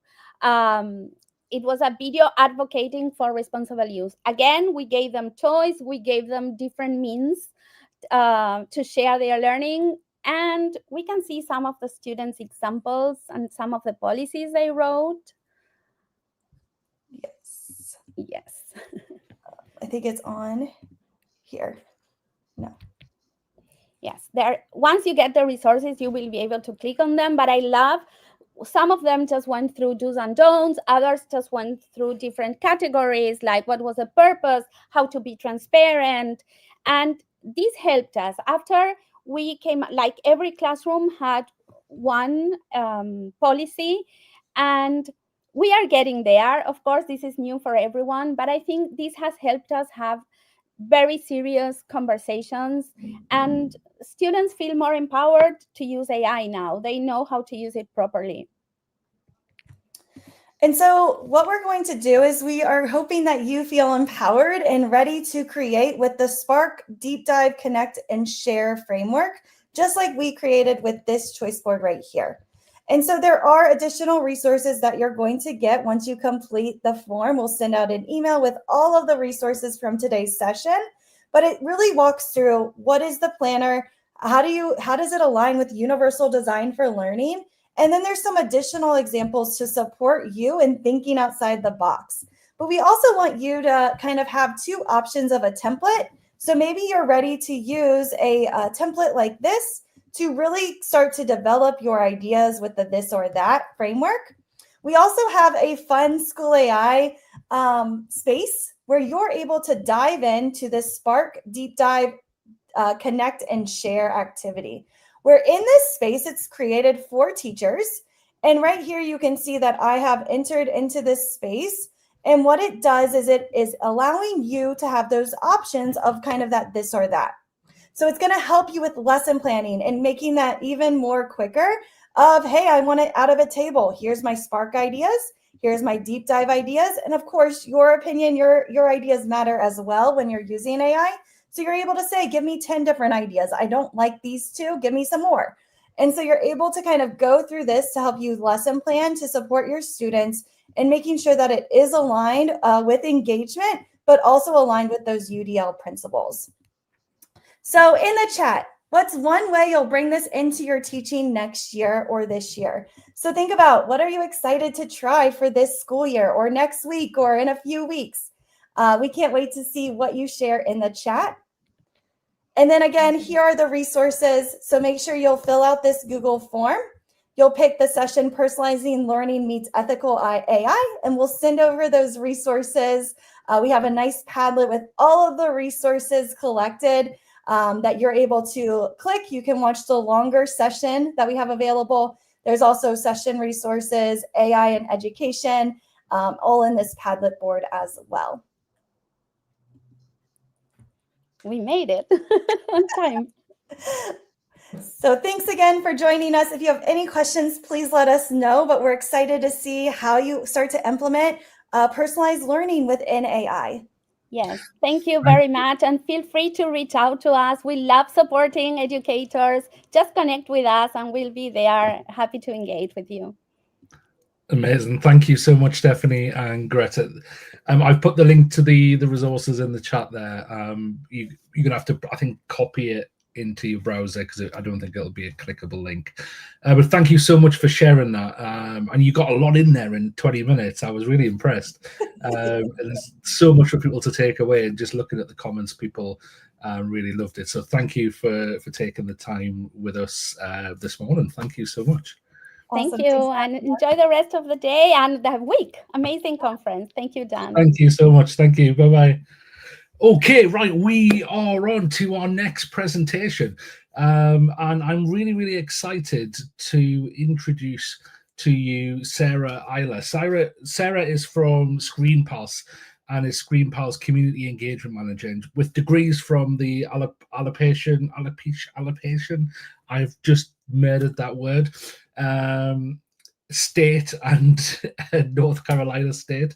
She transitioned from teaching world history and instructional technology coaching to empowering educators through innovative video communication. And I love this tool. I think it's got so much potential for video creation in education.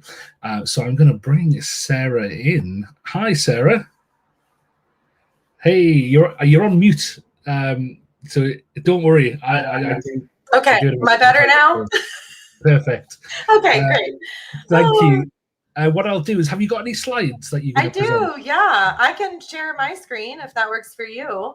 Yeah, that would be perfect. Okay. So if you share the screen and then I'll put your slides on. And we are going to do this one. There we go. Fantastic. Well, let's bring that in there. There we go. I had her up separately so that I wouldn't be getting confused. Thank you so much for having us. I'm really excited for your presentation, Sarah, and for everybody else to learn about ScreenPal as well, and to see the power of it and what it can do. So what I'm going to do is I'm going to jump out. I'll hand over to you, and I'll see you at the end. Thank you. Thanks, Dan. All right. Thank you, everybody. I am so excited. First of all, I was very excited to be after Stephanie and Greta because I have had the pleasure of working with Stephanie quite a few times. And I love to see all of the amazing things that she is doing, and as well as what they're doing at School AI. So I loved being privy to that in the session before. What we're going to talk about today is scaling accessible video learning with ScreenPal AI. So specifically utilizing ScreenPal and how you can make video learning more accessible easily, right? Because we all want things to be a little bit easier and to be able to do that at scale. So I will kick it off. In the comments, while we're kind of getting to know each other, if you will share what's one challenge you face when trying to make your videos or online courses more accessible? So take a second to answer that in the comments. I love to hear feedback from you guys, and also your reflections of where you need help making your videos more accessible. So again, as Dan said, my name is Sarah. I am ScreenPal's Community Engagement Manager. We've probably met maybe at an in-person conference here in the US. I haven't made it to that yet, but maybe one year I'll make it over there. But I'm very excited to be with you guys today. So we've got Abid, who I've seen in a few Wakelet webinars, hello, saying that cost is a big challenge. Accents make captioning challenging. I probably had an accent when I said the word accent there. Captions and transcripts, correct subtitles. So accuracy is obviously a challenge for a lot of us, agreed. Adding clear captions as well as editing. So I'm really excited to share with you some of the ways that ScreenPal, for a very low cost, as well as some of these features being available for free, that you can make your videos for your online courses or your in-person courses that you're recording more accessible for your students. Okay. So to scale accessible video learning with ScreenPal, we're going to talk today about why accessible video matters. So we at ScreenPal actually recently did a survey of 600 educators to see why accessible video matters here in the US as well as abroad. Automatic captions in 140 languages are available to you with ScreenPal. We also have automated audio descriptions, which we just released in the last week. So you're also getting a new release vibe today. We have text-to-speech AI narration, and I will share with you the ways that you can get in touch with us and learn more. If you scan this QR code, you can get a copy of the slide presentation for today. We also have those available. I'll go on and share it in a comment really quick here because I've already got it typed in. We also have those available at screenpal.com/BTS-AI-summit. But if you registered for the summit and you're here with us, we will make sure that you get an email with that link as well. All right. So why accessible video matters? So one thing that's really important to us at ScreenPal is that we help district schools and universities save time, stay compliant, and support all learners. So these are some of the results that we got from that survey that we did of those 600 educators focused on accessibility. And we know from that survey that video is, I shouldn't even say now, I should say still central to teaching and learning. It has been central, as we learned during our COVID times, but it is still central to teaching and learning. 90% of the educators that we surveyed reported their use of video increased or stayed the same in the past year. So 90% of our educators are still using video in their classrooms. But the problem that we see is that accessibility of those videos is falling short. So again, of our educators that we surveyed, 43%, only 43% are captioning more than half of the videos that they use. 30% of the educators are adding audio descriptions to more than half.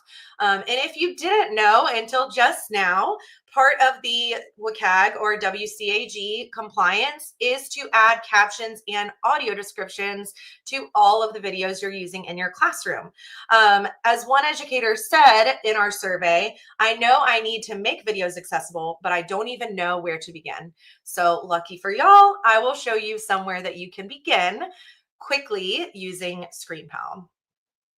So if you didn't know until just now when I mentioned those data points, we do have new regulations coming in the US that set video accessibility standards. Those looming deadlines are April 2026, depending on the size of institution as well as the population in your area.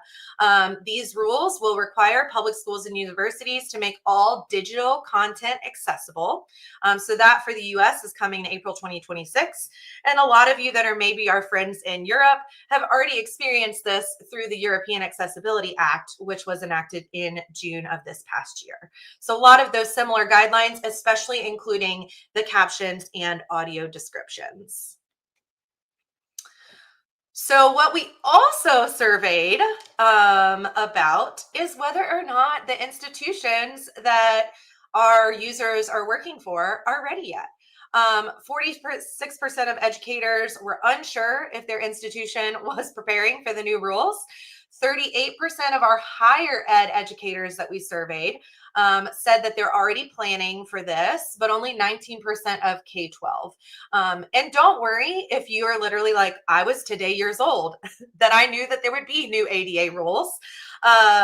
We had some respondents say, I didn't know about the new ADA rules until this survey. So you're not alone, but this is something that is coming. And obviously all of our learners can benefit from making videos more accessible. Now, one thing that we surveyed about as well was how comfortable are you using AI video tools in an educational setting? So from this, we found out that educators want help from AI that works. 56% of the educators surveyed are comfortable using AI video tools. So that's great, right? And all of y'all that are here today are probably comfortable using AI, or you want to become more comfortable using AI. That's why you're attending the summit. But the top concerns, which are literally what a lot of you guys have shared in the comments as I asked that question about how you make your videos accessible, a lot of the top concerns were accuracy, ease of use, and training. One of our respondents even said, I can't say this enough, help with audio descriptions. If that means an AI tool, then I'm in. And the good news is ScreenPal can offer accuracy, ease of use, and in this one respondent, opinion, help with audio descriptions. So we can offer you all of that and more when you upload your video to ScreenPal.com. So one thing that we offer is automated captions. ScreenPal generates accurate editable captions. So the keyword being editable, right? So you can just click right there, inline text once you upload your video to ScreenPal and edit those captions as needed. And this also offers automatic translation with 140 languages supported. So when you're talking about accessibility, especially for those English language learners, which I've heard discussed a lot during the sessions today, Paddy from Everway was talking about it. We've also got Stephanie, who is a classroom teacher, talking about universal design for learning and accessibility. All of those things, right, include that captions and the translation to make content accessible for everyone in your classroom. And don't worry, in just a minute, I'll show you exactly where you go at ScreenPal.com to accomplish that. We also now offer automated audio descriptions. So this was our exciting new release over the last week or two. So we offer AI generation as well as manual creation of audio descriptions. And again, it's located in the same place that you can see in this image as our closed captions. There's an AD button and a CC button. And you can turn on and off those audio descriptions as needed. So this would be an audio description of the visual that is on the screen. So as far as our US guidelines for accessibility, the two mandated pieces will be the captions and the audio descriptions, right? So we offer both of those in an automated AI generated format. So all you have to do is click a button and it's going to go on and give you those visual audio descriptions of the visual as well as the captions. This is a separate audio description track. So what's really nice about that is students can turn it on and off as needed, and all students can access that as needed. I don't know about y'all, but I can't watch TV without the captions. Any type of audio description also helps me to comprehend what's happening on the screen. So that is all available regardless of need of your learners. And my last favorite piece that focuses on accessibility in ScreenPal, and this isn't actually all that we have for accessibility, but these are three of our favorites that we've recently added to the product, is text-to-speech AI narration. So we offer one-click AI narration in 140 natural sounding voices. You can translate your videos into your learners' preferred languages. So you may be thinking, she already talked about translation. This is the same thing. This is not. What I talked about earlier was translation of the captions. This is adding an AI narration in the viewer's preferred language, right? So if your student is accessing your video in Spanish, they can now listen to the video in Spanish as well. So you can easily narrate your slide presentations in multiple languages for students and families. My favorite piece about that is it's one link, right? Like, not to be all Lord of the Rings, but like one link to rule them all. Only one link, okay? One link, multiple languages. So you're not making additional links based on the language. You're not having to share in your HyperDoc or your lesson activity or in your Google Classroom or your Canvas course. You're not having to share the Spanish version, the English version, the German version, the Dutch version. You're sharing one link that everyone can choose the language that they need to hear or read the video in. The faculty now can focus on teaching while our AI handles the production. So I don't know about y'all, but when I was in the classroom, it used to be that to get a video in Spanish, I would have to go beg our English, our ESL teacher, our ELL teacher to translate that into Spanish for me, give me some type of explanation of what the video says in Spanish, some type of summary just to help my students. But now with the click of a button, you can have that actually translated word for word for the students in your classroom. So it is literally magical. I love, love, love this feature because I, as a teacher, ran into so many times having an issue with that. So, all right. So don't worry. I did promise, didn't I, that I would show you how to actually do this? All right. Let me get my ScreenPal screen up here. Okay. Oh, it won't let me do it. Hold on. Here we go. Let me share the right screen. Here we go.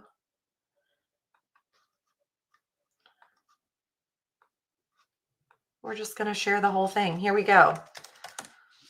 All right. So you may be thinking, how do I do this? Okay. You guys can see my screen, right? Good. Perfect. Just making sure. Okay. So you may be thinking, how do I do this? So we obviously offer a video editor, right, which is an application that you can download on your computer. So all of these things are things that you would do after you're done editing your video. So I'm going to click my content here. I'm just at ScreenPal.com. And in the interest of time, I actually already uploaded a couple of videos and ran these AI pieces on them just to make sure that we wouldn't have an issue here today. So I'm going to click on Manage here. And you can see here, I've got a ScreenPal AI button that has complete with a check mark. So one of the great things about our team plans is that you can actually set it so that this AI automatically runs. So it takes a lot of that thought load off the teacher, right? Like you're not having to think, did I run the AI on that video? Did I add the Spanish captions? Did I add the Spanish text-to-speech AI narration? You're not having to worry about that because it's already been added to the video automatically. So that's part of our team plan. That is a paid subscription, but that's like a school-wide plan, a site-wide plan, a district-wide plan. So please reach out to us if you're interested in that. That is one of the beauties of being part of that team plan. Also, you have unlimited access to our AI features here. So I've got my AI button, which I've already run here. What it generated for me is this title, this summary, the captions, right, and the chapters. And I've got here my audio description button as well, which I'll show you in just a second. So again, all of this is completely customizable. So I can come in here. For example, it has put a space between the words screen and pal. I can just really quickly delete that space there and then save any changes that I've made to my video. So I'll click on save there, and it's going to save that change to my video description so that I am ready to go. Now, the other piece is the captions here. So I've got all of my captions. Again, these were generated with AI, although you didn't see it generated in real time, just to make sure that my internet didn't lag while we were here together today. I can really quickly just click into those captions, make any changes as needed. Maybe I don't want the word script capitalized here. If you see a name misspelled or anything like that, then you can go in really quickly and make those changes and just click the save button there to save any of those inline edits that you need to make. So very easy to make changes to that. Now, what I'm going to do really quick is I'm going to pull this shareable link here. And I know I'm really messing with the StreamYard here. I'm sorry, but I'm going to enter the link there in the comments so that you guys can copy that link and access that video. So one of my favorite things as somebody who leads professional learning to people in countries all around the world is that once I've shared that link, and I'm going to open an incognito window just to show you here, I can choose the language. Now, with our team plan, there is an option for this to be generated based on the viewer's language preferences in their browser. So your students probably won't even have to pick the language. If they have their browser set in Spanish, it will automatically show them Spanish. But in this case, I'm in an incognito window just so you can see what they would see. And from this menu, I can select languages from my drop-down menu. So this is for my captions. And let's see, we will do, you know what? I'm going to do Korean because I have really been vibing with some Korean food lately. So we're going to pick Korean. And also I've been catching up on The Summer I Turned Pretty. Yes, I am one of those people that's obsessed with it. And Belly is part Korean. So in her honor, in Belly's honor, I'm choosing that language today. All right, so it's adding my captions in that language. And what I personally love about this as a teacher of people in multiple countries, again, is that once I generate the captions in that language, I'm going to minimize this screen. What I can see, and we're going to reload this, is all of the languages that have been chosen by my viewers. So as soon as that Korean is done loading there, I'll see Korean as one of my language options here. So if any of you guys follow that link that's in the comments there, I should see additional languages pop up based on the languages that you choose to caption this video in. Now that's my written captions. The next piece that's amazing is the audio descriptions here. So when I click on this audio description button, it's automatically added my audio descriptions, and I can see my audio descriptions on the video. I can even click on them and listen to them play. Oh, she's thinking. There we go.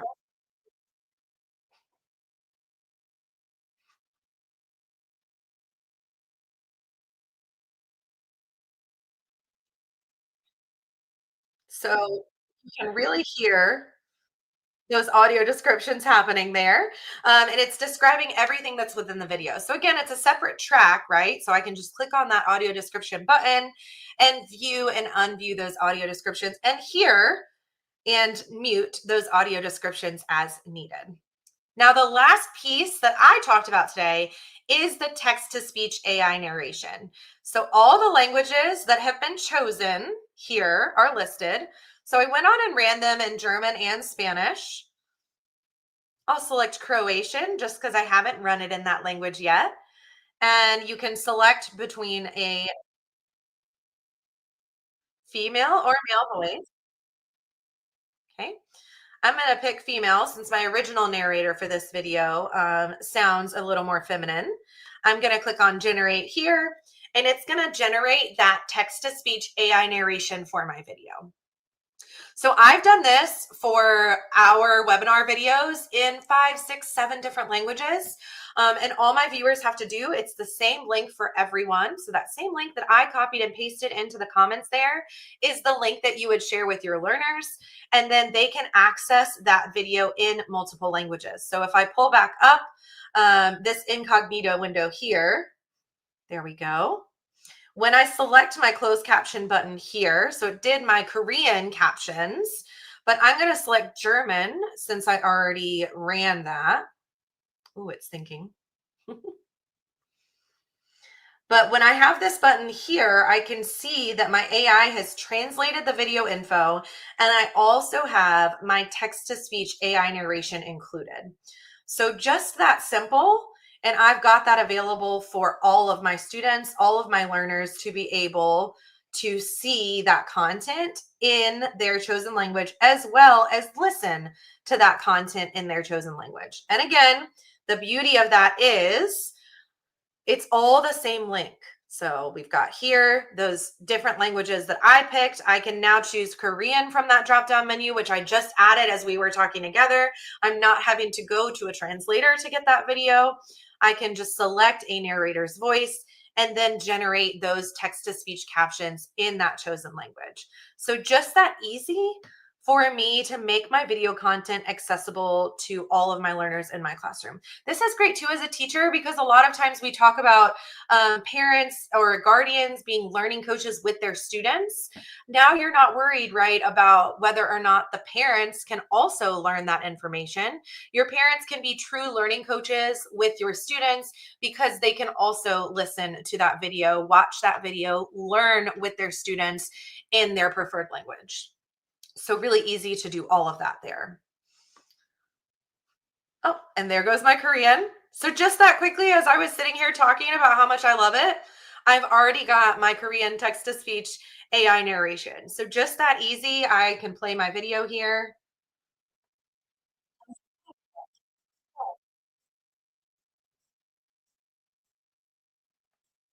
Right? And I think it was actually playing my audio description. I'm not sure because I do not speak Korean, but you can listen to the audio descriptions in that text-to-speech narration language as well. So really easy to accomplish all of that just with a click of a button, which to me is pretty magical as a teacher who had a lot of trouble making sure that that could happen in my classroom. So as I finish up the time that we have with you today, I wanted to make sure that I gathered some feedback, which is what AI feature would help you the most this year? Is it the AI generated captions and chapters? Is it AI translations? Is it the text-to-speech AI narration? Or is it audio descriptions? Please feel free to leave a comment there so that we know what would help you. And if there's a feature that you want to see, we love to hear that too. So many of these features, especially our most recent audio description release, came from educators that requested features to make video accessible for their students. So that is absolutely something that we want to know. Please feel free to reach out to us at any time. I have all of the information to connect with our team on the page that is linked with this QR code here. We also have a special offer. If you book a demo and you mention the Back to School AI Summit, you can get 20% off. So if you're interested, you have 10 or more users at your institution that are interested, maybe you want this to be available school-wide, you're worried about compliance, you're like, you know what, we have so many Spanish speakers, we're just going to go on and make sure everything is automatically translated into Spanish and our students can listen in Spanish as well. We have a setting where we can turn that on for you as well, and we can get you set up with that today. So I'm going to exit this, and we'll make sure that we share those slides with you guys as well. All right, there we go. All right, you guys are so welcome. And it looks like we've got some excitement about text-to-speech narration is awesome. Audio descriptions, we're excited about that too. We are very excited about those as well. Yeah, and it looks like my links didn't share. Sorry, guys, but we do have, we'll send out an email to everyone, a follow-up email as well. And then if you just go to screenpal.com/BTS-AI-summit, you'll be able to access the slide presentation from today. You can book a demo with us, and you can also, we will also post any resources that come up in the comments or any other questions that we have from today's session. So awesome. And don't worry, I will also run all of that I just showed you guys on the video. So you'll be able to see our magic at work there by having this available in multiple languages. And we also have on October 15th, a getting started webinar. So I didn't go into our video editing, but we also offer incredible video editing features at ScreenPal. So you can download the video editing app for free. You can edit your video for free, and then you can upload it to screenpal.com to use all of those amazing accessibility features that we went over during our time together today. So it looks like we're excited. I'm glad to see that, everybody. Thank you so much. And again, we've got somebody that said, I know what I'm playing with during my planning period. Well, the good news is, Remy, since you said I can beg my admin for the money to get that upgrade, we are very affordable.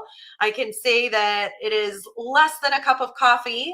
You could save your money on a cup of coffee. Just 1 month is less than a cup of coffee. So you can definitely look into that. I would recommend it. But again, a lot of these awesome features like the automatic, we can toggle on the button for it to automatically add your text-to-speech narration in multiple languages. Those are part of our team plan. So you can still use all of these AI features, even on a free plan. I believe it's 5 videos that you can do that for free. So you can still use all of those, but we definitely recommend getting on that team plan just to make sure that you can make the most out of those AI features. We also offer LTI 1.3 integration. So if you're using a Schoology, a Moodle, a Blackboard, a Canvas, something like that, you can share your video lessons directly within the LMS and still use all of those awesome accessibility features. So thank you so much for joining us today. And let us know if you have any questions. Sarah, thanks so much for that. Thanks. Yeah, no, it was great. It was a great whistle stop tour of some of those amazing features, and I know it's one of those things, isn't it, where that educators wish they could do more of. Yes. But it sometimes the skill set just feels a bit too far away or a bit too time consuming. So I love that you guys are making that accessible to teachers. Yeah, and we want to make sure that everything's accessible for students as well, right? So, you're not having to go through the ESL department to get something translated. It's immediate for your students. That's really important to us. We also offer quizzing, so you can add quiz questions in there too, but really wanted to focus on the accessibility with AI today. So thank you.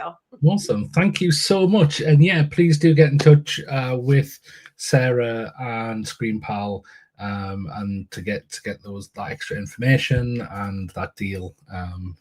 And we'll see you later, Sarah. Thank you so much for joining us. Thank you. Bye. Bye. Right, we're coming towards the end now. So some of you will notice on the agenda it said that Andrew Strachan was going to be presenting last. Andrew, unfortunately, something's come up and he can't make this. So we're gonna draw this day one to a close.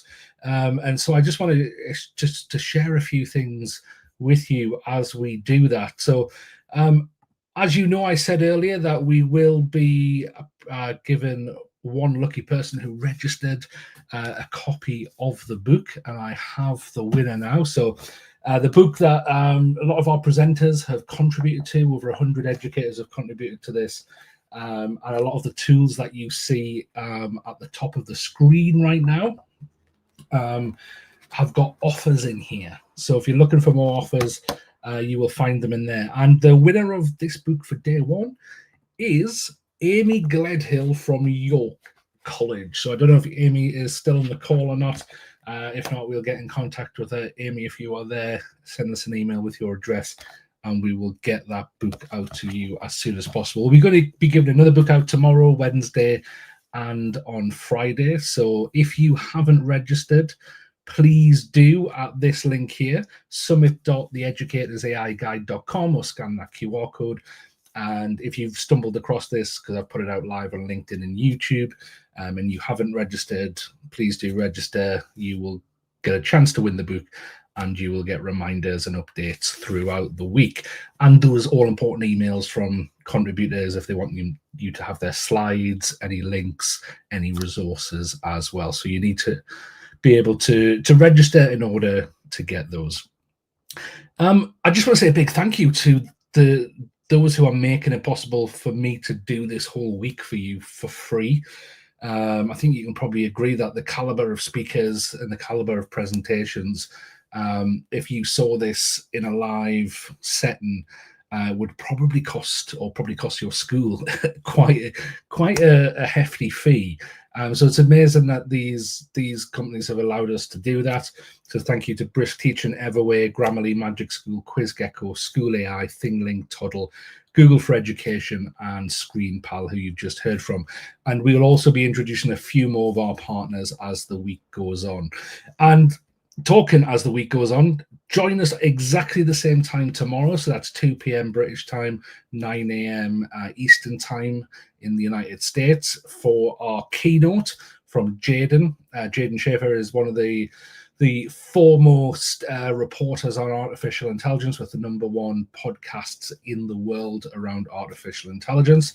We've got Matthew Weems joining us from Romania to talk about policy, security, data security. Victoria Headland around bias. Matt Haggerty to talk about Grammarly's AI. Stephanie Holt from India to talk to us about supporting students. Amanda Hatcham from Seeds by Zaka. John from Snorkel. I know Snorkel's had a few mentions today already. Then we've got Brett and Rebecca talking about how they helped a California school build their AI policy from scratch. And then we are ending that day with Maureen and Dave from Google, and they're going to lead us on a workshop of guided learning with Google Gemini. So we will see you tomorrow for that. And we've got Wednesday, we've got Friday after that, and then that is it. So thank you so much. Congratulations to Amy for winning today's book, and we will see you tomorrow, same time. Take care, everybody. Thank you for joining us.